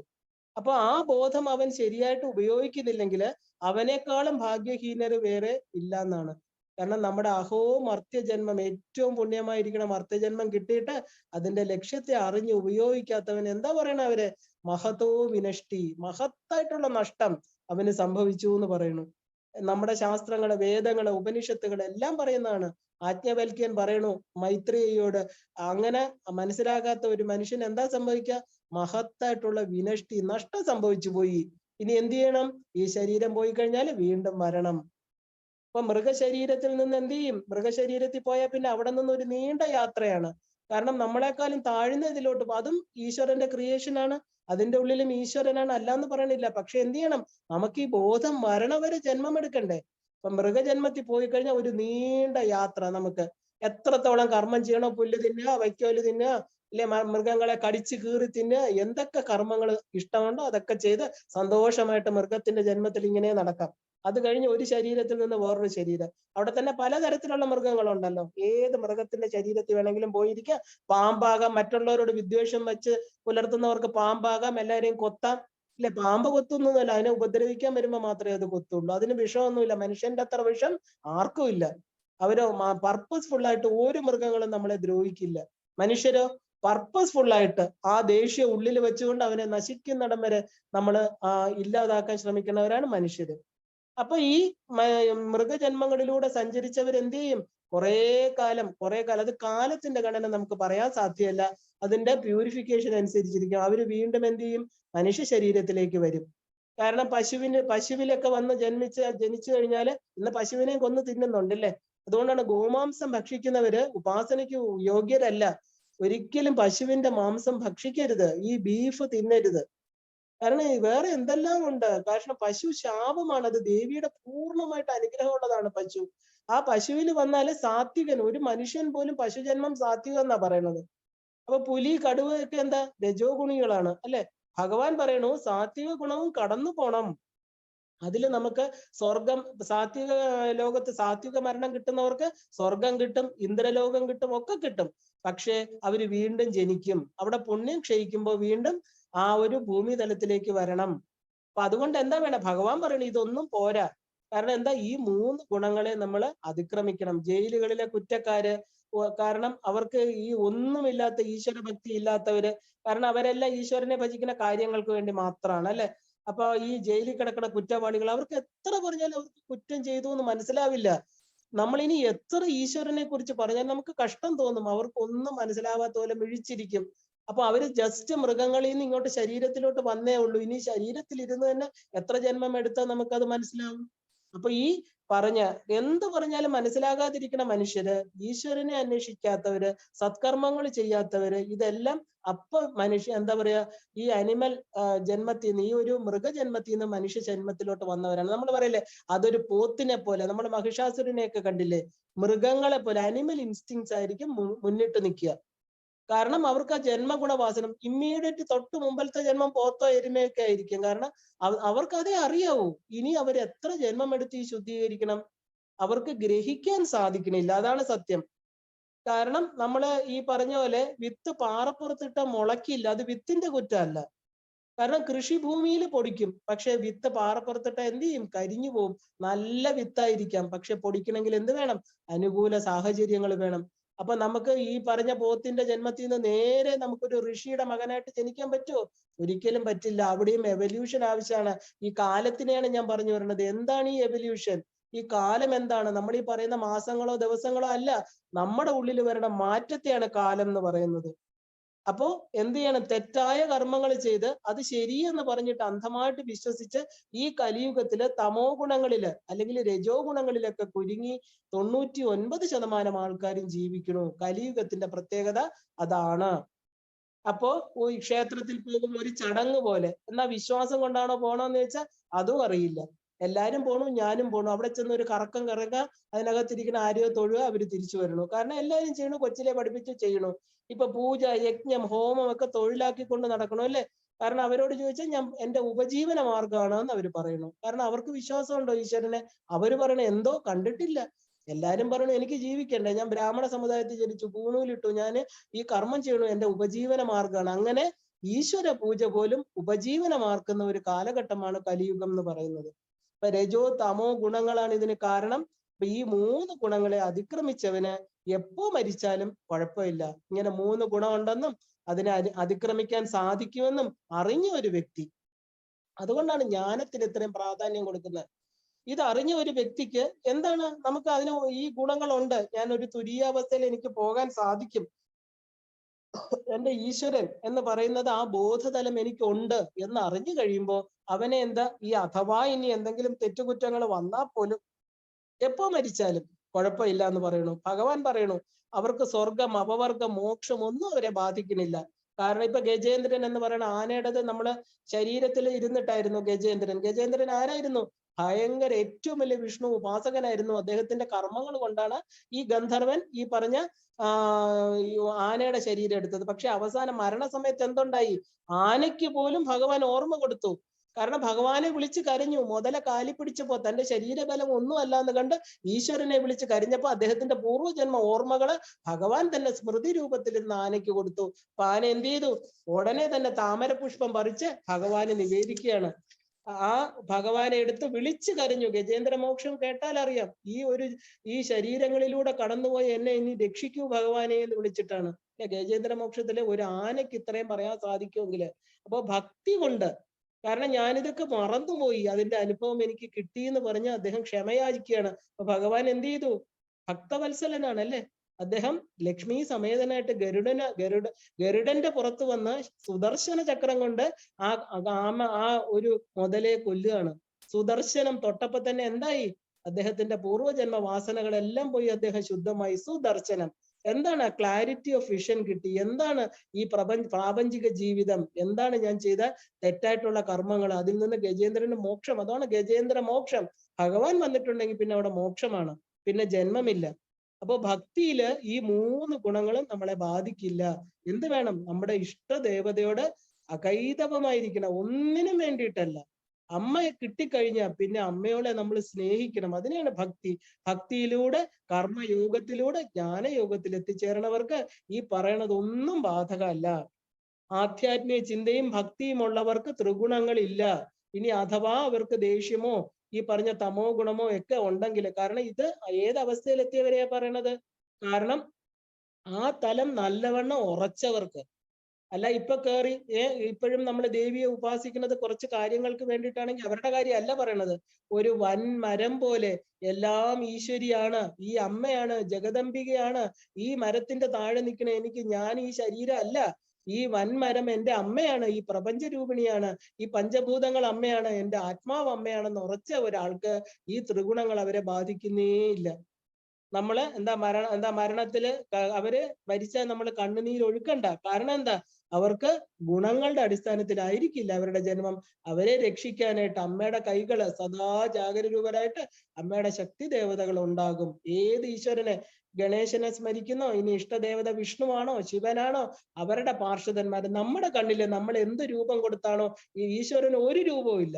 അപ്പൊ അരൂപിയായിരിക്കണ ഈശ്വരന് എന്ത് രൂപം വേണമെങ്കിലും ഈ പ്രപഞ്ചത്തിൽ സ്വീകരിക്കാൻ സാധിക്കും. അപ്പൊ നമ്മുടെ കണ്ണിന് ഏതാണോ ഇഷ്ടപ്പെട്ടത്, നമ്മുടെ വാസനകൾക്കനുസരിച്ചുള്ള ആ ഇഷ്ടദേവന്റെ രൂപമെടുത്ത് ആ ഈശ്വരൻ നമുക്ക് വന്ന് നമ്മുടെ അനുകൂലമായ സാഹചര്യം, ഭയമില്ല, ഭയപ്പെടേണ്ട. ഈ അഭയമുദ്ര കാണിക്കാൻ എല്ലാ ദേവതകരും എന്താ, നിങ്ങൾ ഭയപ്പെടേണ്ട, ഞാനുണ്ട്, നിങ്ങൾക്ക് എന്ത് വേണോ ഞാൻ തരാം. ഇതിൽ കൂടുതൽ ഈശ്വരന്മാർ എന്താ ചെയ്യേണ്ടത്? അപ്പൊ ദേവിക്ക് അതും വേണ്ട, ദേവിയുടെ കാലുകൾ മാത്രം മതി അല്ലേ? ആ ശരണാഗതി ചെയ്യുന്ന ബ്രഹ്മാവിഷ്ണു രുദ്രന്മാര് പോലും ശരണാഗതി ചെയ്യുന്ന ആ പാദപത്മങ്ങളുടെ സ്മരണ മാത്രം മതി, ആ ഹ്രീംകാരം മാത്രം മതി ഒരു ദേവി ഉപാസകനെ സംബന്ധിച്ച്. ദേവി ശക്തികൾ നിറഞ്ഞ ഈ പ്രപഞ്ചത്തില്, പ്രപഞ്ചം ശക്തിയുടെ രൂപമാണ്, ശക്തിയാണ്, ശക്തിയുടെ കേളി രംഗമാണ് അവിടെ ശിവനല്ല, ശിവൻ അവിടെ എന്താ സാക്ഷിയാണ്, ശക്തി കൊടുക്കുന്ന ശക്തിമാനാണ്, എല്ലാ ശക്തിയും അദ്ദേഹത്തിന്റെയാണ്. പക്ഷെ കളി കളിക്കുന്നത് മുഴുവനും ആരാ? ഈ ശക്തി ദേവതകളാണ്. അപ്പൊ നമ്മുടെ ഓരോ ശക്തി ദേവതയും ആ ദേവി ഉപാസകനെ കാത്ത് ഒരു കൈവെള്ളയിൽ എടുത്ത് ആ പാദപത്മങ്ങളെ ചേർക്കും. ഇത് ഉറച്ചു വിശ്വസിക്കണം. കാരണം അവരെ ഗുണങ്ങൾ ബാധിക്കില്ല, ഉറപ്പാണ്. അവരിപ്പോ ദേഷ്യം വന്നോട്ടെ, അവര് കുറച്ച് ജോലി ചെയ്തോട്ടെ, അതിലൊന്നും കുഴപ്പമില്ല. പക്ഷെ മനസ്സ് എവിടെ എത്തിച്ചിരിക്കണം? അമ്മയുടെ പാദപത്മങ്ങളില്. അപ്പോ ഈ ഇങ്ങനെയുള്ളവർ മരിക്കുമ്പോൾ നമ്മൾ ഈ കണ്ണുനീർ ഒഴുക്കുന്ന എന്താ? ഈ ശരീരവുമായിട്ട് ബന്ധപ്പെട്ട് നമ്മൾ അവര് ഒരിക്കലും മരിക്കുമ്പോ കരയേണ്ട കാര്യമില്ല. കാരണം കണ്ണുനീര് അവർക്ക് മോചനമാണ് കിട്ടിയിരിക്കുന്നത്. എത്രത്തോളം അത് പറഞ്ഞ് കണ്ണുനീർ ഒഴുക്കണോ അത്രത്തോളം ആ ആത്മാവിനെ ഇവിടെ പിടിച്ചു വെക്കാം. അത്രേ നമുക്ക് ചെയ്യാൻ പറ്റൂ. നമ്മൾ ആത്മാവിനോട് ഭയങ്കര സ്നേഹമാണ്, അതും പോണ്ട, ഇവിടെ നിന്നാ മതി. അതേസമയം ജനലിൽ രാത്രി വന്നൊന്ന് വിളിച്ചാൽ നമുക്ക് ഭയമില്ലേ? എനിക്ക് ഏറ്റവും ഇഷ്ടപ്പെട്ട എന്റെ ഭർത്താവാണ്, എന്റെ അച്ഛനാണ്, എന്റെ മകനാണ്. എനിക്കിനി എപ്പോഴും കാണണം. ശരീരം കത്തിച്ചു കഴിഞ്ഞു, അതാ ഞാൻ വന്നിരിക്കണു എന്ന് പറഞ്ഞാൽ നിങ്ങൾക്ക് ഭയം ഉണ്ടാവോ? ഇല്ലേ? അയ്യോ എനിക്ക് കാണണ്ടെന്ന് പറഞ്ഞ് എണീറ്റ് ഓടും അല്ലേ? പിന്നെ എന്തിനാണ് അവര് പിടിച്ചു നിർത്തുന്നത്? അവര് പോട്ടെ, അവർക്ക് ഒരു വലിയ മോചനമാണ്. അവിടെ നമ്മൾ കണ്ണുനീര് പറഞ്ഞ് അവരെ എപ്പോഴും സ്മരിച്ചുകൊണ്ടിരുന്നാൽ അവർക്ക് ഈ ഭൂമി വിട്ടു പോകാൻ പറ്റില്ല. ഒരു അദൃശ്യമായ കരങ്ങളാണ് നമ്മൾ അവിടെ ചെയ്യുന്നത്. അതുകൊണ്ട് അവരുടെ ആ ഭസ്മം പോലും ഒഴുക്കി കളയാൻ പറയുന്നത്. അവരെ പിടിച്ചു നിർത്തേണ്ട ആവശ്യം നമുക്കില്ല. ഇത് നമ്മുടെ ജോലിയല്ല. നമ്മളെ അറ്റാച്ച്മെന്റ് കൊണ്ട് നമുക്ക് തണലേക്ക് നമ്മുടെ സ്വന്തം കാര്യം കാണാൻ വേണ്ടി അവരോട് ഈ സ്നേഹം കാണിക്കണേ. അച്ഛൻ തണലാണ്, ഭർത്താവ് തണലാണ്, ഭാര്യ തണലാണ്. ഇനി ഞാൻ എങ്ങനെ ജീവിക്കും? അവിടെ ഞാനിനാണ് പ്രാധാന്യം. അല്ല, അവരോട് സ്നേഹം ഉണ്ടെങ്കിൽ അവര് സന്തോഷമായിട്ട് പോട്ടെ. അടുത്ത ജന്മത്തിലേക്ക് അത് ഈശ്വര വിധി പോലെ നടക്കട്ടെ എന്നേ പറയുള്ളൂ. അപ്പൊ ആത്മാവ് ഭൂമിയെ കെട്ടിപ്പിടിച്ച് കിടക്കുന്ന ഭാഗവതത്തില് വളരെ വ്യക്തമായിട്ട് പറയുന്നുണ്ട്. എത്രത്തോളം കരയുന്നു അത്രത്തോളം ആത്മാവ് ഭൂമിയിൽ വിട്ട്. നമ്മൾ ഒരിക്കലും എപ്പോഴും അവരെ ഓർത്ത് പറയാറില്ല. അവര് മുക്തിപദം പ്രാപിച്ചു എന്ന് സങ്കല്പിക്കണം. 4-ാമത്തെ സ്കന്ധത്തില് ഭാഗവതത്തിൽ പറയുന്നുണ്ട്, കണ്ണുനീര് പരിഹാരമല്ല, അത് സ്വാർത്ഥതയാണ് എന്ന് പറയുന്നു. എനിക്ക് എന്തൊക്കെയോ തന്നുകൊണ്ടിരുന്ന ആള് പോയി, എനിക്ക് സുഖമായിട്ട് ഇനി ജീവിക്കാൻ പറ്റില്ല. അവിടെ ഞാൻ എന്താ ഞാനൊരു ദിവസം പോണ്ടേ? അപ്പൊ എല്ലാവരും പോവേണ്ടതാണെന്ന് സത്യം മനസ്സിലാക്കി. അതുകൊണ്ടാണ് മരണം കഴിഞ്ഞ വീട്ടില് രാമായണം, ഭാഗവതം, ഭഗവത്ഗീത, ദേവി മഹാത്മ്യമൊക്കെ വായിക്കുന്നത്. അവർക്ക് നല്ലൊരു യാത്ര, കൊടുക്കേണ്ടവർക്കെല്ലാം കൊടുത്ത്, പഞ്ചഭൂത നിർമ്മിതമായ ശരീരത്തെ കുളിപ്പിച്ച് ജലത്തിന് കൊടുത്ത്, അഗ്നിക്ക് കൊടുത്ത്, ഭൂമിക്ക് കൊടുത്ത്, അതിനെ കാറ്റിന് കൊടുക്കണം ആ ഭസ്മത്തെ. അങ്ങനെ അവർക്ക് പൂർണ്ണമായിരിക്കുന്ന സ്വാതന്ത്ര്യം അവരുടെ ശരീരമാകുന്ന കൂട്ടിൽ നിന്ന് പഞ്ചഭൂതാത്മികയായിരിക്കുന്ന ദേവിക്ക് എല്ലാം സമർപ്പിച്ചുകൊണ്ട് ആ വിഷ്ണുപാദത്തിൽ ലയിപ്പിക്കണം. വിഷ്ണു രൂപിണിയായിരിക്കണം അമ്മ. സ്വധയായിട്ടിരുന്ന പിതൃക്കളായിട്ടിരുന്ന നമ്മുടെ കയ്യിൽ നിന്ന് എല്ലാം വാങ്ങിച്ച് സന്തോഷത്തോടു കൂടി ആ ജീവനെ കടത്തിവിടണം, ആ പാദപത്മങ്ങളിൽ വയ്ക്കണം. അല്ലാതെ അവരെ പിടിച്ചിവിടെ നിർത്തുകയല്ല. കാരണം നമ്മളെയും ഇവിടെ പിടിച്ചു നിർത്താൻ ആരും കാണൂല. കാരണം ഇവരൊന്ന് പോയി കിട്ടാൻ ഹാപ്പി ആയിട്ട് ഇരിക്കുന്നവരാണ് ബാക്കിയുള്ളവർ. നമ്മളത് മനസ്സിലാക്കൂ. നമ്മൾ ആരെയും ബന്ധിക്കുന്നവരല്ല. കാരണം നമുക്ക് തോന്നുന്നതാണ്, ഈ ചുമ്മാ പറയുന്ന വാക്കുകളിലും കണ്ണുനീരിലോ ഈ കാണുന്ന പുഞ്ചിരിയിലോ വീണു പോവരുത്. ഇതൊക്കെ മായയാണ്. നമ്മളോടുള്ള യഥാർത്ഥമായിട്ടുള്ള സ്നേഹം ഉണ്ടെങ്കിൽ നമ്മളെ സന്തോഷമായിട്ട് ഭക്തിയിലൂടെ, ഒരു ഭക്തന് ഇതിന്റെ ഒന്നും ആവശ്യമില്ല.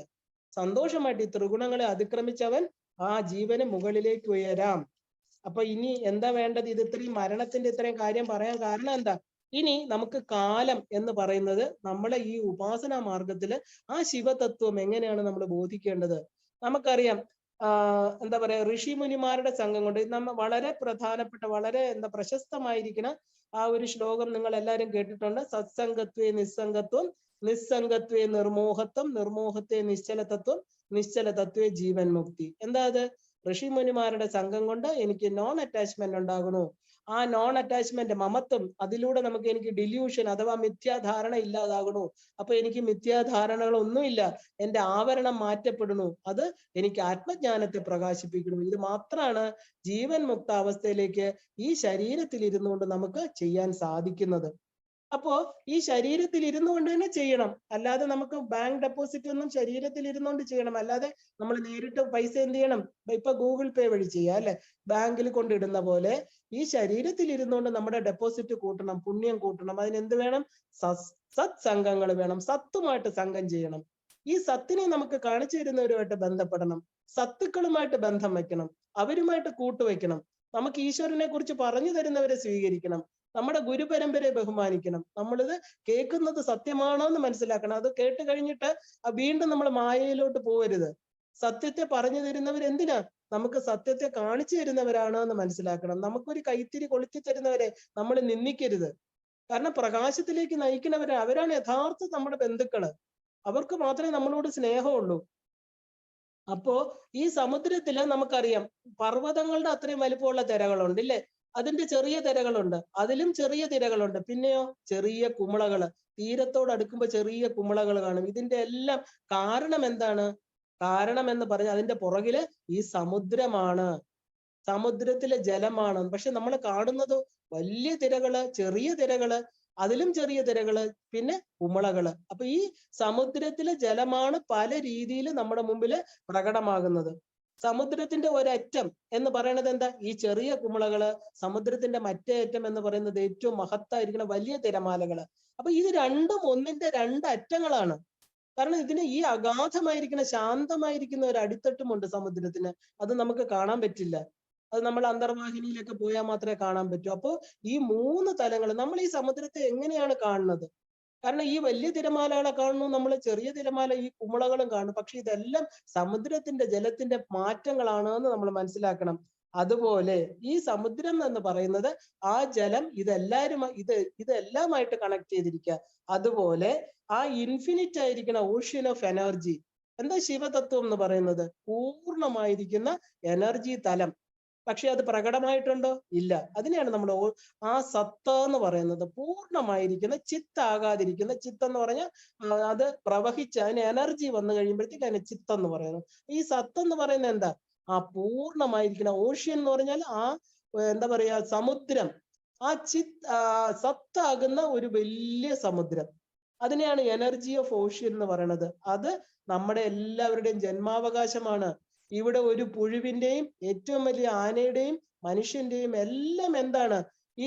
ഈ സമുദ്രത്തിൽ കണ്ട കുമിളകൾ പോലെ, വലിയ പർവ്വതങ്ങൾ പോലെ നമ്മൾ ഇതിലെല്ലാവരും ഇതിന്റെ പല ഭാഗത്തില് ബന്ധപ്പെട്ടിരിക്കുക. ഒരു പുഴുവിനെ നിരാകരിക്കാൻ നമുക്ക് പറ്റില്ല. അമീബ മുതല് ഒരു പിപീലിക വരെ, ഒരു എറുമ്പ് വരെ ഈ എനർജിയിലാണ്, ഈ ഒരു ഓഷ്യൻ ഓഫ് കോൺഷ്യസ്നെസ്, ആ പ്യുവർ ആയിരിക്കുന്ന ശിവതത്വവുമായിട്ട് ബന്ധപ്പെട്ടിരിക്കുന്നു. ഒരു സൈഡിൽ ചെറിയ ഒരു പുഴുവായിരിക്കാം, മറ്റേ സൈഡിൽ വലിയ ബ്രഹ്മാവായിരിക്കാം, അല്ലെ?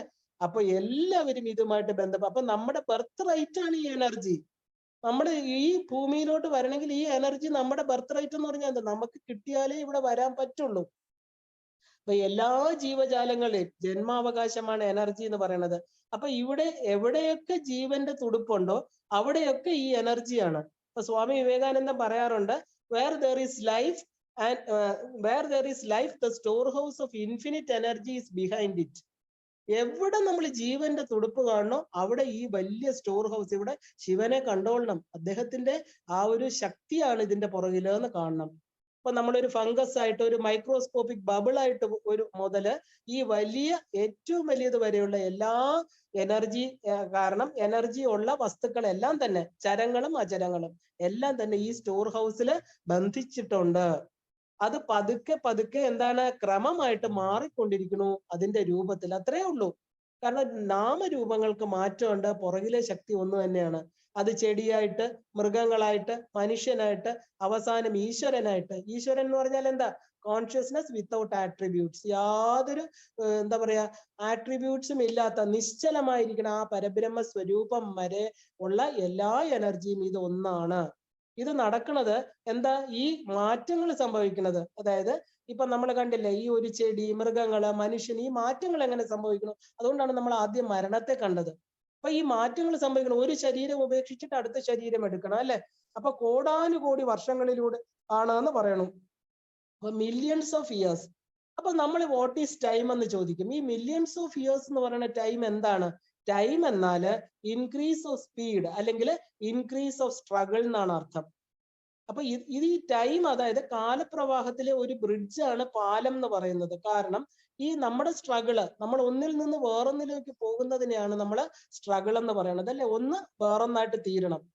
അപ്പൊ ഇതിന് എന്ത് ചെയ്യണം? നമ്മൾ കുറച്ച് ബുദ്ധിമുട്ടണം, കഷ്ടപ്പെടണം, വീണ്ടും ഗർഭപാത്രത്തിൽ പ്രവേശിക്കണം, വേറൊരു രൂപം എടുക്കണം, അല്ലെ?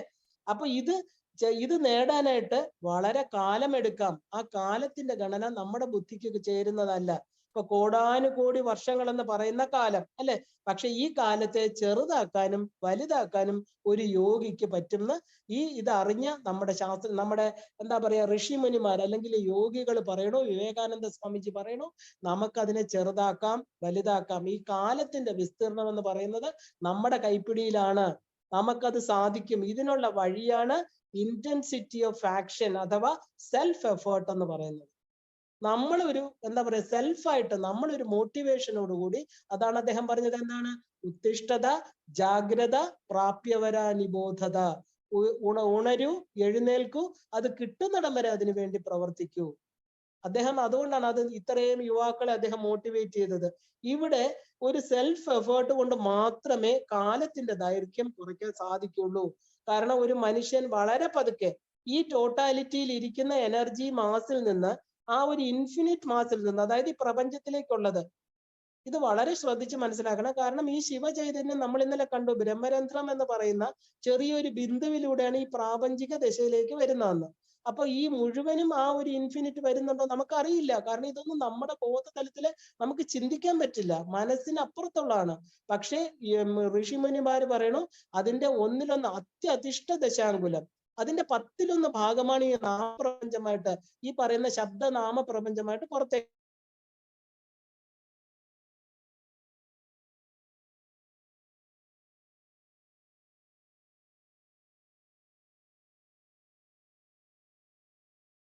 തപോലോകം. നമുക്ക് ഈ ഭൂമിയിലുള്ളതുപോലെ പഞ്ചഭൂതങ്ങൾ അവിടെ ഒന്നും ഇല്ല. അപ്പൊ അവിടെ മനുഷ്യവാസം ഇല്ല. അപ്പൊ മനുഷ്യന്റെ ഈ ശരീരത്തെ സസ്റ്റെയിൻ ചെയ്യാനുള്ള വസ്തുക്കളായിരിക്കില്ല അവിടെ. അപ്പൊ അവിടെ അതിനനുസരിച്ചുള്ളത് ഉണ്ടാക്കിയിരിക്കുന്നു. അപ്പൊ ഈ ഭൂമി എന്ന് പറയുന്നത് അവിടുന്ന് എടുത്ത ഒരു മാസ് ഓഫ് എനർജി, ടോട്ടൽ മാസിൽ നിന്ന് കുറച്ച് എടുത്തിട്ടുള്ള ഒരു എന്താ പറയാ പ്ലാനറ്റ് ആണ് ഭൂമി. അനേക കോടി ബ്രഹ്മാണ്ട ജനനിയായിരിക്കുന്ന അമ്മ സൃഷ്ടിച്ച ഒരു പ്ലാനറ്റ് ആണ്. അവിടെ ഈ പഞ്ചഭൂതങ്ങൾ നിർമ്മിതമായിരിക്കുന്ന മനുഷ്യർക്ക് മാത്രമേ വരാൻ സാധിക്കുള്ളൂ. അപ്പൊ ഈ ടോട്ടൽ എനർജി എന്ന് മനസ്സിലാക്കണം. നമ്മളൊരു വലിയ ഗ്ലാസ്സിൽ ഇരിക്കുന്ന വെള്ളത്തിൽ നിന്ന് കുറച്ച് വെള്ളം എടുത്ത് മാറ്റിയാൽ എങ്ങനെ ഇരിക്കും, അതുപോലെ ഈ ശിവന്റെ ശക്തി ടോട്ടൽ ആയിരിക്കണേന്ന് ഈ ഭൂമിയായിട്ട് എടുത്ത് മാറ്റിയിരിക്കുകയാണ്. അവിടെ നമുക്ക് വരാൻ റെസ്ട്രിക്ഷൻസ് ഉണ്ട്. നമുക്ക് എത്ര കാലം ഇവിടെ വന്ന് ഇവിടെ ജീവിക്കാം എന്നുള്ളതിന് ഒരു പരിധി വെച്ചിട്ടുണ്ട്. തോന്നുമ്പോഴെല്ലാം ഇവിടെ വന്നിട്ട് പോകാൻ പറ്റില്ല. അപ്പൊ മനുഷ്യൻ വളരെ പതുക്കെ ഈ ടോട്ടാലിറ്റിയിൽ ഇരിക്കുന്ന എനർജി മാസിൽ നിന്ന് നമ്മൾ മനുഷ്യരൂപം സ്വീകരിച്ച് ഈ പ്രപഞ്ചത്തിലേക്ക് വരണം. അപ്പൊ ചിലപ്പോ മനുഷ്യന് 100 മുതൽ 1000 വർഷം വരെ എടുക്കാം. കാരണം പല പ്രാവശ്യം ഇവിടെ വന്നു പോകാൻ പെർഫെക്റ്റ് ആയിട്ട് തീരാനാണ് നമ്മളെ ഭൂമിയിലേക്ക് അയക്കുന്നത്. ഇതൊരു പാഠശാലയാണ് അല്ലെ, ഇതിനു മുമ്പേ നമ്മൾ പഠിച്ചിട്ടുണ്ട്, ദുർഗുണ പരിഹാര പാഠശാല. ഇവിടെ ദുർഗുണങ്ങളെ എല്ലാം മാറ്റിക്കഴിഞ്ഞാല് അമ്മയുടെ അടുത്ത മോളിലോട്ടുള്ളതിലോട്ട് നമുക്ക് പ്രവേശിക്കാൻ പറ്റൂ. അപ്പൊ ഈ എന്താ പറയാ ഷഡ് ഊർമികളെ ഇല്ലാതാക്കാൻ നമ്മളെ വീണ്ടും ഇവിടെ അയക്കുന്ന എന്തിനാ, ഇതൊരു ജയിലാ. ശരിക്കും പറഞ്ഞാൽ നമ്മൾ ഈ സുഖം എന്ന് പറയണതൊന്നും ഇവിടെ എന്താ പറയാ ഒന്നും, നമുക്കെല്ലാം ദുഃഖങ്ങൾ മാത്രമേ ഉള്ളൂ, തന്നതെല്ലാം ദുഃഖങ്ങളാ. ഇത് തിരിച്ചു പോകാനുള്ള ഒരു വഴിയാണ്. ഈ സത്യത്തെ ഇവിടെ അറിഞ്ഞു കഴിഞ്ഞാൽ പിന്നെ നമ്മൾ ഇങ്ങോട്ട് വരേണ്ടത്. ആരെങ്കിലും ജയിലാണെന്ന് അറിഞ്ഞ് ജയിലിൽ പോവോ? ഇല്ല. കാരണം ഇത് പെർമനന്റ് അല്ലാത്ത ഒരു സ്ഥലമാണ്. ഇവിടെ കിട്ടുന്നത് ഒന്നും പെർമനന്റ് അല്ല. അപ്പോ നമ്മൾ എന്ത് ചെയ്യണം, നമ്മളെ പെർഫെക്റ്റ് ആക്കാനായിട്ട് ഒരു 100 ജന്മം. കാരണം ഇതിപ്പോ നമ്മൾ കണക്ക് പറയുന്നത് എന്താ, കാരണം നമുക്ക് മനുഷ്യർക്ക് ഇത് അറിഞ്ഞാലേ നമുക്ക് ഇവിടുന്ന് പുറത്തു കടക്കാൻ പറ്റൂ. അതുകൊണ്ട് വിവേകാനന്ദ സ്വാമി പറയുന്നു, എന്റെ ശരീരം പലതിലൂടെ കടന്നുപോയത് ഞാൻ കണ്ടു, ഞാൻ കണ്ട സത്യം നിങ്ങൾക്ക് പറഞ്ഞു തരാം. കാരണം ഞാൻ ഇവിടുന്ന് പോവാറായി, നിങ്ങൾ രക്ഷപ്പെടൂ. കാരണം ഇത് നിങ്ങൾക്ക് രക്ഷാകവചമല്ല ഭൂമി. എനിക്ക് മനസ്സിലായി, ഈ ശരീരത്തിൽ നിന്ന് എത്രയും പെട്ടെന്ന് ഈ സത്യത്തെ അറിഞ്ഞു പോയി കഴിഞ്ഞാൽ പിന്നെ ഇവിടേക്ക് വരണ്ട. പിന്നെ എനിക്ക് ഇഷ്ടമുള്ള രൂപം സ്വീകരിച്ച് ഇവിടുത്തെ ജനങ്ങളെ ഉദ്ധരിക്കാൻ അവതരിക്കാം. അതാണ് സ്വേച്ഛ മൃത്യു സ്വീകരിക്കാം. ഗുരുതലത്തിൽ വന്ന് നമുക്ക് ഇവരെ ഉദ്ധരിക്കാം. അതൊക്കെ എന്റെ ഇഷ്ടം. പക്ഷെ ഈ ജയിലാണെന്ന് അറിഞ്ഞോളണം. ഫ്രീഡം എന്ന് പറഞ്ഞാൽ നമ്മുടെ എല്ലാ ലിമിറ്റേഷൻസിൽ നിന്ന് നിങ്ങൾ ഫ്രീ ആയിക്കൊള്ളണം. കാരണം ഇത് അറിയാനാണ് ഈ മനുഷ്യജന്മം തന്നിരിക്കുന്നത്. നമുക്ക് 100, 10, 100 അതായത് 1000 വർഷം തന്നു എന്ന് വെക്കൂ. ആ കാലഗണന നമുക്കറിയില്ല. അപ്പൊ നമുക്കൊരു 100 ജന്മമേ നമുക്ക് അലോട്ടഡ് ആയിട്ടുള്ളൂ. അപ്പൊ ഇവിടെ വന്നിട്ട് ആ 100 ജന്മവും നല്ലതായിട്ട് ഉപയോഗിച്ചില്ലെങ്കിൽ എന്ത് ചെയ്യും? പിന്നെ നമ്മൾ അധോലോകത്ത് മൃഗങ്ങളുടെ ശരീരത്തിലോട്ട് പോയി വീണ്ടും ആ എവല്യൂഷൻ. കാരണം നമുക്ക് നിശ്ചിത പീരീഡ് മാത്രമേ ഇവിടെ ഇരിക്കാൻ പറ്റൂ. അതുകൊണ്ട് എന്താ നമ്മൾ വേണ്ടത്? റാപ്പിഡ് ഗ്രോത്ത്, വേഗത്തിൽ മാറ്റം സംഭവിക്കണം നമുക്ക്. കാരണം നമ്മൾ ടൈം എന്ന് പറയുന്നത് സ്റ്റാൻഡ് സ്റ്റില്ലാണ്. ഈ ശരീരം പോയി കഴിഞ്ഞാൽ ഈ കാലം എന്ന് പറയുന്ന സൂര്യനും ചന്ദ്രനും ഒക്കെ ഇങ്ങനെ മാറിക്കൊണ്ടിരിക്കുന്നത് ഈ പ്രപഞ്ചത്തെ നടത്താനാണ്. അപ്പൊ നമ്മൾ അതിലൂടെയാണ് കാലത്തെ കാണുന്നത്. പക്ഷെ ശരിക്കും പറഞ്ഞാൽ കാലം നിശ്ചലമാണ്. ഈശ്വരന് അവർക്ക് ജരാനരകളോ ദേവന്മാർക്കൊന്നുമില്ല. അപ്പൊ അവരെ കാലം ബാധിക്കണില്ല. നമ്മൾ ഈ ശരീരം, നശിക്കുന്ന ശരീരമുള്ളവരെ മാത്രമേ കാലം ബാധിക്കണുള്ളൂ. അപ്പൊ ഇത് ഇവിടെ എന്ത് ചെയ്യണം? നമുക്ക് ഇത് കിട്ടിക്കഴിഞ്ഞാൽ നമ്മളൊരു റാപ്പിഡ് ഗ്രോത്തിന് ശ്രമിക്കണം. കാരണം മാറ്റം സംഭവിക്കണം. അപ്പൊ ടൈം കുറഞ്ഞിരിക്കും. എന്തുകൊണ്ടാണ് ഇങ്ങനെ സംഭവിക്കണം എന്ന് ചോദിച്ചാൽ, നമുക്ക് സഫീഷ്യന്റ് എഫേർട്ട് കൊണ്ട് എത്രയും പെട്ടെന്ന് ഈ പൂർണ്ണതയിൽ എത്താൻ പറ്റും. ഇവിടെ ചിലപ്പോൾ 6 മാസം, ചിലപ്പോൾ 6 വർഷം, ഇല്ലെങ്കിൽ 50 വർഷം എടുത്തേക്കാം. എന്നാലും ഈ ജന്മത്തിൽ തന്നെ നമുക്കത് സാധിക്കാം. ഇതിന്റെ ലിമിറ്റ് നമുക്കറിയില്ല. കാരണം എന്താ? ഇതൊരു എഞ്ചിനകത്ത് കുറച്ച് കൽക്കരി ഇട്ടു എന്ന് നോക്കിയോ, 1 മണിക്കൂർ അത് 2 മൈൽ കവർ ചെയ്യണു എന്ന് നമ്മൾ ചിന്തിക്കുക. അപ്പൊ കുറച്ച് സമയത്തിനുള്ളിൽ കൂടുതൽ കൽക്കരി ഇട്ടാൽ ഉദ്ദേശിച്ച ദൂരം അത് ഓടിപ്പോവും, ഇല്ലേ? അപ്പൊ അതുപോലെ നമുക്ക് ഈ ശരീരം എത്ര കാലം നിൽക്കുന്ന അറിയില്ല. പക്ഷെ എന്ത് ചെയ്യണം? നമ്മള് ഉദ്ദേശിച്ച കാര്യം സാധിക്കണം. ഈ മനുഷ്യ ജന്മത്തിലൂടെ നമുക്ക് ആ ഉദ്ദേശിച്ച കാര്യം നേടിയെടുത്തോളാം. പിന്നെ എത്ര കാലം ഇരിക്കോ ഇരിക്കാതിരിക്കോ ചെയ്യട്ടെ. അപ്പൊ ഈ ആത്മാവ് തന്റെ കർമ്മങ്ങളെ കൂടുതൽ ഇന്റൻസ് ആയിട്ട് ചെയ്യാൻ പറ്റും. ഈ ജന്മത്തിൽ നമുക്ക് പെർഫെക്ഷൻ നേടാൻ പറ്റും. നമ്മൾ എന്താ ചെയ്യണത്? 70 വയസ്സിൽ 80 വയസ്സിൽ നമുക്ക് കിട്ടിയ മന്ത്രം, ഇനി കുറെ കാര്യങ്ങളുണ്ട്, അതൊന്നും എനിക്കിപ്പോ ചെയ്യാനൊന്നും സാധ്യമല്ല. കാരണം അതൊക്കെ എനിക്കിപ്പോ സൗകര്യമില്ല, ഞാൻ വേറെ സുഖിക്കുകയാണ്, കാരണം എനിക്ക് വേറെ ഒരുപാട് കാര്യങ്ങളുണ്ട്, എനിക്ക് അതൊന്നും ചെയ്യണം, ഞാൻ ഇതിനൊക്കെ അതീതനാണ് എന്ന് പറഞ്ഞ് നമ്മൾ അതിനെ വേറെ മാറ്റി വെക്കുന്നതെല്ലാം നമുക്ക് ജന്മത്തിന് കാരണമാകും. ഒരു മന്ത്രം സ്വീകരിച്ച് ഒരു പരമ്പരയെ വിശ്വസിച്ച് അതിനകത്ത് കയറിക്കഴിഞ്ഞാൽ പ്രായത്തിന്റെ പരിമിതികൾ കൊണ്ട് ചെയ്യാത്തത് വേറെ. പക്ഷെ നമുക്ക് ചെയ്യാൻ പറ്റും. പക്ഷെ നമ്മൾ ബാക്കി എല്ലാം ചെയ്യുന്നുണ്ട്. എനിക്ക് എക്സ്റ്റേണൽ അഫയേഴ്സ്, സിനിമ കാണുന്നുണ്ട്, മറ്റേതെല്ലാം ഗ്രൂപ്പ് കൂടുന്നുണ്ട്, ഞാൻ എല്ലാവർക്കും ലഞ്ച് കൊടുക്കുന്നുണ്ട്, ഞാൻ വളരെ സന്തോഷമായിട്ടിരിക്കുന്നുണ്ട്. പക്ഷെ ഇതിനെനിക്ക് സമയമില്ല, എനിക്ക് പറ്റില്ല. ഇങ്ങനെയൊക്കെ എന്നെ ദൈവം കണ്ടാൽ മതി എന്നുള്ളവര് വീണ്ടും റാപ്പിഡ് ഗ്രോത്തിനൊന്ന് ശ്രമിക്കേണ്ട. അനേക കാര്യം സമയത്ത് വന്നു പോകാം. പിന്നെ ഇനി വരാൻ പറ്റിയില്ല എന്നുണ്ടെങ്കിൽ കുറച്ചുകൂടെ താഴോട്ട് പോയി ഈ മൃഗങ്ങളുടെ ജീവനിൽ ഇരുന്ന് അവിടെയും കുറെ കാലം കർമ്മങ്ങൾ ചെയ്ത് സുഖിച്ച് അവിടെ അത് കഴിഞ്ഞിട്ട് മതി. ഞാൻ ഈ പറയുന്നത് ഇന്റൻസ് ആയിട്ട് വേണം എന്നുള്ള ആഗ്രഹമുള്ളവരുടെ കാര്യമാണ്. കാരണം നമുക്ക് എത്രയും പെട്ടെന്ന് ഇത് അറിഞ്ഞു കഴിഞ്ഞാൽ നമുക്ക് അയ്യോ ഇത്രേ ഉള്ളോ എനിക്ക്, അദ്ദേഹം അതുകൊണ്ടാണ് പറഞ്ഞത്, ഇത് എനിക്ക് വേണ്ടപ്പെട്ട ശിഷ്യന്മാർക്ക് ഞാൻ ഉപദേശിക്കണു, വേണ്ടവരെടുക്കൂ. അപ്പൊ നമ്മൾ എന്ത് ചെയ്യണം? നമ്മുടെ കർമ്മങ്ങള് ഇന്റൻസ് ആയിട്ട് ഈശ്വരനുമായിട്ട് എത്രയും പെട്ടെന്ന് അടുക്കാനുള്ള ശ്രമം വേണം. ഈ ജന്മത്തിൽ തന്നെ നമ്മൾ പെർഫെക്റ്റ് ആവണം. ഈ സത്യത്തെ അറിയണം, നമ്മുടെ ലിമിറ്റേഷൻസ് ഇല്ലാതാക്കണം. ഇവിടെയുള്ള എല്ലാത്തിന്റെയും അവസാന ലക്ഷ്യം അത് മാത്രമാണ്. ഈ മനുഷ്യ ജന്മല്ല, ഏത് ജന്മത്തിലും അവസാനം നമ്മൾ വന്നിടത്തേക്ക് തിരിച്ചെത്തണം. അല്ലാതെ നമുക്ക് എവിടെ ഇനി ലോകം മുഴുവനും കറങ്ങിയാലും അവനവന്റെ സ്വഗൃഹത്തിൽ എത്തുമ്പോഴേ നമുക്ക് സന്തോഷമുള്ളൂ. അതുപോലെ നമ്മുടെ ശരീരത്തിന് അങ്ങനെയാണെങ്കിൽ പിന്നെ ഈ ആത്മാവിന് എന്തായിരിക്കും? അത് വന്ന ഒരു സ്ഥലമുണ്ട്, അവിടെ നമ്മൾ എത്രയും വേഗം എത്തിക്കണോ വേണ്ടയോ അത് നമ്മുടെ തീരുമാനമാണ്, അല്ലെ? അപ്പൊ അവസാന ലക്ഷ്യം എന്താണ്? തിരിച്ചു പോക്കാണ്. തിരിച്ച് വരാത്ത രീതിയിലുള്ള പോക്ക്. അത് നമ്മൾ അറിയണം. ആർക്കാണോ ഈ കോടി വർഷങ്ങൾ കാത്തിരിക്കാൻ സാധിക്കുന്നത്, അതായത് എന്തുകൊണ്ട് സ്വസ്വരൂപത്തെ അഥവാ നമ്മുടെ ട്രൂ നേച്ചറിനെ അറിയുന്നില്ല, അതുകൊണ്ട് എന്താ അവരെന്ത് വേണം? അനേക വർഷങ്ങൾ കാത്തിരിക്കേണ്ടി വരും. പക്ഷെ മനുഷ്യ ശരീരത്തിലൂടെ മാത്രമേ ഈ സത്യത്തെ അറിയാൻ സാധിക്കൂ എന്ന് അറിഞ്ഞോളണം. കാരണം ആ ഉയർന്ന പരമമായിരിക്കുന്ന ഇൻഫിനിറ്റ് നോളജ് അല്ലെങ്കിൽ പരമാനന്ദം, ആ പരമജ്ഞാനം, ആ ഇൻഫിനിറ്റ് ബ്ലിസ് ഇപ്പൊ നമുക്ക് അനുഭവിക്കാൻ സാധിക്കും. അപ്പൊ ഇത്രയും നമുക്ക് അറിവ് നമുക്ക് ഭഗവാൻ തരുന്നുണ്ട്. ഇത് പറ്റുമെന്ന് പറഞ്ഞിട്ട് പോലും വേണ്ടാന്ന് പറഞ്ഞ് ഇരിക്കുന്നവരെ എന്താ ഇതിനകത്ത് പറയേണ്ടത്? വെറുതെ മടി കൊണ്ട്. ആ സുഖമൊക്കെ ഇന്ന് രാവിലെ കിട്ടുന്ന സുഖം വൈകിട്ട് കിട്ടില്ല. നമ്മൾ ഇതെല്ലാം കേൾക്കുമ്പോൾ നമുക്ക് വലിയ ഒരു ഇതൊക്കെ തോന്നുമോ എനിക്കൊക്കെ ചെയ്യാം, നാളെ രാവിലെ വീണ്ടും പഴയ പോലെ ആവും, എനിക്കിതൊന്നും വയ്യ. എന്താണ് നമ്മുടെ ലക്ഷ്യം? അത് നമ്മൾ അറിയൂ. കാരണം ഇത് ഇത്രയും പറഞ്ഞു കഴിയുമ്പോഴും നമ്മുടെ ശരീരം പെർമനന്റ് അല്ലാന്ന് അറിഞ്ഞാല് നമ്മൾ ഈ യോഗ വിദ്യകളെല്ലാം നമ്മളെ പഠിപ്പിക്കുന്ന അതാണ്. ഈ ആത്മജ്ഞാനം ഇതാണ്. ഒരു യോഗിയുടെ ചിന്തയാണിത്. കാരണം സമയം കുറച്ചുകൊണ്ട് നമ്മൾ ഇന്റൻസിഫൈവിങ് ദ പവർ ഓഫ് അസിമിലേഷൻ. നമ്മൾ അത് ഇന്റൻസ് ആയിട്ട് ഈശ്വരനുമായിട്ട് അടുക്കണം, ആ അടുത്ത് ചേരണം. ചേർന്ന് ഇരുന്ന് കഴിഞ്ഞിട്ട് പിന്നെ എന്ത് വേണോ വരട്ടെ, എത്ര കാലം ജീവിച്ചാലും നമുക്ക് സന്തോഷമാണ്, അല്ലെ? അപ്പൊ അത് നമ്മൾ എന്ത് വേണം? നമ്മുടെ അസിമിലേഷൻ കൂട്ടണം, അറിവ് കൂട്ടി അതുമായിട്ട് ലയിക്കണം. ഇപ്പൊ റിയലൈസേഷൻ എന്ന തലത്തിലേക്ക് നമ്മൾ എത്തണം.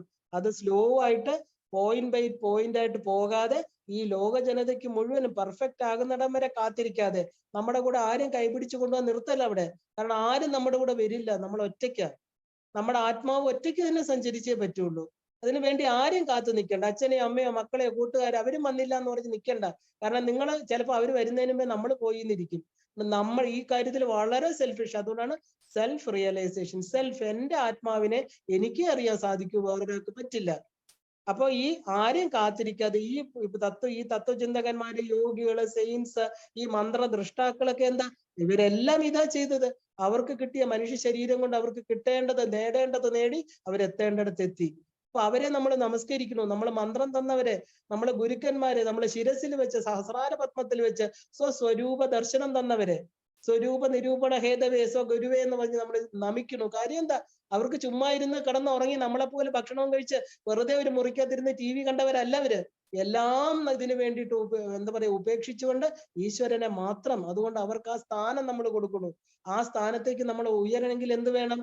ഈ സത്യത്തെ അറിയണം. അവർ എന്തിനാണ് ഇത് ചെയ്തതെന്ന് ചോദിച്ചാല്, അവർക്കൊരു ലൈഫ് സ്പാനിൽ തന്നെ ആ ഒരു ഹോൾ എന്താ പറയാ, ഈ ഹ്യൂമാനിറ്റിക്ക് വേണ്ടി, ഈ ജനതയ്ക്ക് വേണ്ടി എന്തെങ്കിലും ചെയ്യണം. കാരണം അവർക്കറിയാം ഈ ശരീരം വ്യർത്ഥമാണ്.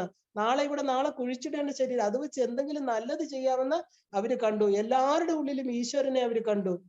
അപ്പൊ അവർ എന്തിനു വേണ്ടി സെൽഫിഷ് ആവണം? അപ്പൊ സാധാരണ മനുഷ്യരെക്കാളും വേഗത്തില് അവര് പെർഫെക്ഷൻ അഥവാ സെൽഫ് റിയലൈസേഷൻ നേടി. അവരെയാണ് നമ്മുടെ ഗുരുക്കന്മാര്, സന്യാസികള്, യോഗികൾ എന്നൊക്കെ പറയും. യോഗം ചെയ്തു അവർ ഈശ്വരനുമായിട്ട്.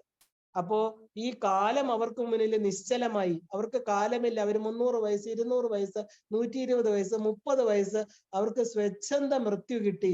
അവർക്ക് എപ്പോ വേണമെങ്കിലും അവരുടെ ശരീരത്തെ ത്യജിക്കാൻ സാധിച്ചു. അപ്പൊ ഒരു ലൈഫ് എന്ന് പറയുന്നത് പെർഫെക്റ്റ് ആയിട്ട്, നമ്മുടെ ഈ മനുഷ്യ ശരീരം കിട്ടുമ്പോൾ അത് പെർഫെക്റ്റ് ആയിട്ട്, വേറെ ഒന്നും അവർ ആഗ്രഹിച്ചില്ല. ഒരു നിമിഷം പോലും അവർ പാഴാക്കി കളഞ്ഞില്ല. അങ്ങനെ അവരുടെ പാതയുടെ നീളം അവർ ചുരുക്കി. അവർക്ക് ഒരുപാട് ജന്മങ്ങൾ എടുക്കേണ്ടി വന്നില്ല. കാരണം ഈ ഒരു മുട്ടായി നമ്മുടെ കയ്യിൽ കിട്ടിക്കഴിഞ്ഞാല് നമുക്ക് സ്വച്ഛന്ത മൃത്യു എവിടെ വേണോ പോകാം. പിന്നെ നമ്മൾ ഇങ്ങനെ ഈ പറഞ്ഞ പോലെ ഈ ഓരോന്നിന്റെ അകത്ത് ഗർഭപാത്രത്തിൽ കടന്ന് പുറത്തു വന്ന് വേദനിച്ച് ഈ ശരീരത്തെ ത്യജിച്ച് ഇങ്ങനെ കിടന്ന് കഷ്ടപ്പെടണ്ട. ഏത് ശരീരം വേണമെങ്കിലും സ്വീകരിക്കാം, എവിടെ വേണമെങ്കിലും പോകാം, കാറ്റായിട്ട്, മഴയായിട്ട്, ഏത് ലോകങ്ങളിൽ സഞ്ചരിക്കാം. അവർക്ക് സ്വച്ഛന്തമായിട്ട്, സന്തോഷമായിട്ട്, അവരുടെ ശരീരത്തില് സുഖദുഃഖങ്ങളില്ല. അവരുടെ പ്രകാശമാനമായിട്ട് ദേവന്മാരെ പോലെ സന്തോഷമായിട്ട് നമുക്ക് നടക്കാം. നമുക്ക് അതല്ലേ നമ്മുടെ അൾട്ടിമേറ്റ് ലക്ഷ്യം? അതോ ഈ പുഴുത്തരിക്കുന്ന ഈ ശരീരത്തിൽ പിടിച്ചു തൂങ്ങി കിടക്കണോ? അതിന് രോഗം വരുമ്പോ ഹോസ്പിറ്റലിൽ പോകണം, കോമായി കിടക്കണം, വെന്റിലേറ്ററിൽ കിടക്കണം. എന്താ ആവശ്യം? എന്തായാലും ഇത് ഒരു ദിവസം പോവും. ഈ സത്യം അറിഞ്ഞുകൊണ്ട് ഈ ഉപാധിയെ നല്ലവണ്ണം ഉപയോഗിക്കുന്നവനാണ് ധീരൻ, ബുദ്ധിമാൻ. ഇല്ലെങ്കിൽ അവന് നഷ്ടങ്ങൾ സംഭവിക്കും. അപ്പൊ നമ്മുടെ പാതയുടെ നീളം, പാത എന്ന് പറഞ്ഞാൽ ഈ ജന്മം മാത്രമല്ല, ഇനി വരാൻ പോണ ജന്മങ്ങൾ, മനുഷ്യ ജന്മം കിട്ടുമോ അറിയില്ല. നമ്മുടെ തെറ്റുകുറ്റങ്ങള്, നമ്മൾ ചെയ്ത പാപപുണ്യങ്ങൾ ഈശ്വരന് മാത്രമേ അറിയൂ. അപ്പൊ ഇതിനെ സ്വാമി വിവേകാനന്ദൻ പറഞ്ഞ എന്താ?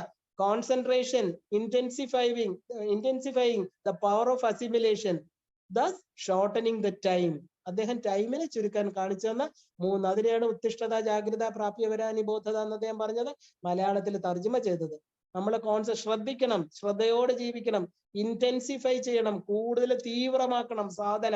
എന്നിട്ട് എന്ത് ചെയ്യണം? ഇതെല്ലാം ഉൾക്കൊണ്ട് ആ അനശ്വരമായിരിക്കുന്ന സത്യത്തെ അറിഞ്ഞോണം. അപ്പൊ നമ്മുടെ എന്താ ഈ യോഗ എന്ന് പറഞ്ഞാൽ എന്താ? The science which teaches how to gain the power of concentration. യോഗം എന്ന് പറഞ്ഞാൽ എന്താ? നമ്മുടെ ഈ കോൺസെൻട്രേഷൻ, ശ്രദ്ധ എങ്ങനെ വർദ്ധിപ്പിക്കാം. അദ്ദേഹം വിവേകാനന്ദ സ്വാമിയുടെ അവസാനത്തെ സന്ദേശങ്ങൾ അടങ്ങിയ പുസ്തകത്തിലെ ഏതാനും ചില വരികളാണ് ഞാൻ നിങ്ങളുമായിട്ട് പങ്കുവച്ചത്. അറിയാതെ പോയി. ഇനി ഇത് അറിയാതിരുന്നത് കൊണ്ടാണ് എനിക്ക് ചെയ്യാൻ പറ്റാത്തത്, ഞാൻ അറിഞ്ഞില്ല. നമ്മളെല്ലാവരും ഒരു റീസൺ പറയാറുണ്ട്, അറിഞ്ഞില്ല, കേട്ടില്ല, കണ്ടില്ല. അറിയണം എന്നുള്ളവർ അറിയും, കേൾക്കണം എന്നുള്ളവർ കേൾക്കും, അറിയുന്നുള്ളവർ അറിയും, ചെയ്യണം എന്നുള്ളവർ ചെയ്യും. നമ്മുടെ എന്താ ഈ സാധന എന്ന് പറയുന്നത്? ചുമ്മാ ഒന്നും അറിഞ്ഞുകൂടാത്ത കൊച്ചു കുട്ടികളെ പോലെ, വിവേകമില്ലാത്ത തീരെ ഉള്ള മനുഷ്യരെ പോലെ. നമ്മൾ ഇതിനകത്ത് പണവും സമ്പത്തും ഉള്ളവരെ അല്ല ധനികരെന്ന് പറയുന്നത്. ഈ വിവരം, നമ്മൾ ചെയ്യേണ്ട കാര്യങ്ങൾ ആ ശ്രദ്ധയോടുകൂടി ചെയ്യുക. ഈശ്വര കാര്യങ്ങൾ, ഈശ്വരൻ നമ്മുടെ പഞ്ചകടങ്ങളെ, പഞ്ചയജ്ഞങ്ങൾ, ഇതിനെയൊക്കെ കുറിച്ച് നല്ലപോലെ അറിവുണ്ടാകുക. മാക്സിമം എന്നെ കൊണ്ട് പറ്റുന്ന പോലെ നല്ല ശുദ്ധമായിരിക്കുന്ന കർമ്മങ്ങൾ ചെയ്യുക. ആ കർമ്മങ്ങളിലൂടെ നമുക്ക് മുക്തിയെ പ്രാപിക്കുക, ഈശ്വരനിലോട്ട് കൂടുതൽ അടുക്കുക. അറിയേണ്ടതിനെ അറിയുക. അറിഞ്ഞിട്ട് എന്താ പറയാ, ബാക്കിയുള്ളവർക്ക് സമൂഹത്തില് നല്ലൊരു ജീവിയായിട്ട് ജീവിച്ച് ആരും നമ്മളെ ഓർക്കാൻ പോണില്ല. 16 ദിവസം ഓർത്താ കൊള്ളാം. അപ്പൊ അത് നല്ലവണ്ണം മനസ്സിലാക്കിക്കൊണ്ട് എനിക്ക് വേണ്ടി എന്ത് ചെയ്യാൻ സാധിക്കും? ഞാൻ എനിക്കാ ചെയ്യുന്നത്, വേറുള്ളവർക്കല്ല. എൻ്റെ അമ്മയ്ക്കാ ചെയ്യുന്നത്. ആ അമ്മ എല്ലാവരുടെയും ഉള്ളിലായിരിക്കുന്നത്. അപ്പൊ അവിടെ നമ്മുടെ ഈ പറഞ്ഞ കാപട്യങ്ങളും എന്താ പറയുക, ഈഗോയും, ഭണ്ഡാസുരനെയും മഹിഷാസുരനെയും അനിമൽ ഇൻസ്റ്റിങ്റ്റിനെയും എല്ലാം കളഞ്ഞിട്ട് വേഗത്തെ കുറയ്ക്കൂ. ഈ ശരീരത്തിൽ ഇരുന്നുകൊണ്ട് ഇപ്പൊ അറിയാൻ പറ്റുന്ന കാര്യം എന്തിനാണ് പോസ്റ്റ്പോൺ ചെയ്യുന്നത്? അത് അറിയൂ. അറിഞ്ഞു കഴിഞ്ഞിട്ട് ഈ ജന്മം ആ കൃതോസ്മി കൃതം സ്മര, അഗ്നിക്ക് കൊടുക്കുമ്പോ സന്തോഷത്തോടു കൂടി അഗ്നിയെ സുപഥാനയ, അഗ്നിയോട് പറയണു നീ സന്തോഷത്തോടു കൂടി നയിക്കൂന്ന്. എവിടേക്ക് നയിക്കണം? നമ്മുടെ സത്യലോകത്തേക്ക്, സത്യം മാത്രം ഇരിക്കുന്ന ഈശ്വരന്റെ ലോകത്തേക്ക് നയിക്കൂ. അതായിരിക്കണം നമ്മുടെ ലക്ഷ്യം. ഇല്ലെങ്കിൽ ഉപാസനയ്ക്ക് അർത്ഥമില്ലാതെ പോകും. എന്താണ് സാധന എന്ന് ചോദിച്ചു കഴിഞ്ഞാല് ഇതാണ് സാധന. സാധിച്ചെടുക്കാൻ ഒരു ശരീരം കിട്ടി, സാധ്യമായതിനെ കുറിച്ച് അറിഞ്ഞു, ഇനി നമ്മുടെ പ്രവൃത്തിയാണ് സാധന എന്ന് പറയുന്നത്. ആ സാധനയിലൂടെ സഞ്ചരിച്ചാല് നമുക്ക് എല്ലാവർക്കും സിദ്ധന്മാരായിട്ട് തീരാം. സിദ്ധനെ തോപ്പിക്കാൻ ആർക്കും പറ്റില്ല. അവരുടെ കൂടെ ഈശ്വരനുണ്ട്. അവർ ഈശ്വരനാണെന്ന് അറിഞ്ഞു കഴിഞ്ഞു, അവർക്ക് സിദ്ധികൾ ഉണ്ടാകും. ആ അണിമ ലഘിമ തുടങ്ങിയ അഷ്ടമാ സിദ്ധികൾ അവരുടെ കൂടെ നിൽക്കും. അവർ ഈശ്വര തുല്യമാകും. അവരെ ഗുരുക്കന്മാരായിട്ട് നമ്മൾ വന്ദിക്കും. കാലത്തിന് അവർക്കൊന്നും ചെയ്യാൻ പറ്റില്ല. കാലത്തിലൂടെ അവർ ഈ പറഞ്ഞ പ്രാപഞ്ചികമായിരിക്കുന്ന ശരീരത്തെ കളഞ്ഞ ഒരു മുക്തിപദത്തെ പ്രാപിച്ച് ആ ആകാശത്തിലെ നക്ഷത്രങ്ങളെ പോലെ, അമ്മയുടെ കയ്യിലെ ആ അക്ഷമാല പോലെ, അമ്മയുടെ ചിന്താമണി ഗ്രഹത്തിൽ ഇരിക്കുന്ന അമ്മയെ സേവിച്ചുകൊണ്ടിരിക്കുന്ന ഓരോ ദേവതകളായിട്ട് മാറാൻ നമുക്ക് ഓരോരുത്തർക്കും സാധിക്കും, ഉറപ്പാ. അത് ദേവി അനുഗ്രഹിക്കട്ടെ എന്ന് പറഞ്ഞുകൊണ്ട് നമുക്ക് ഈ കുണ്ടലിനി ലളിതാ സഹസ്രനാമത്തിലൂടെ നമുക്ക് തിങ്കളാഴ്ച നോക്കാം. ഇന്നിവിടെ നിർത്തുകയാണ്. എല്ലാവർക്കും ശ്രീമാത്രേ നമഃ.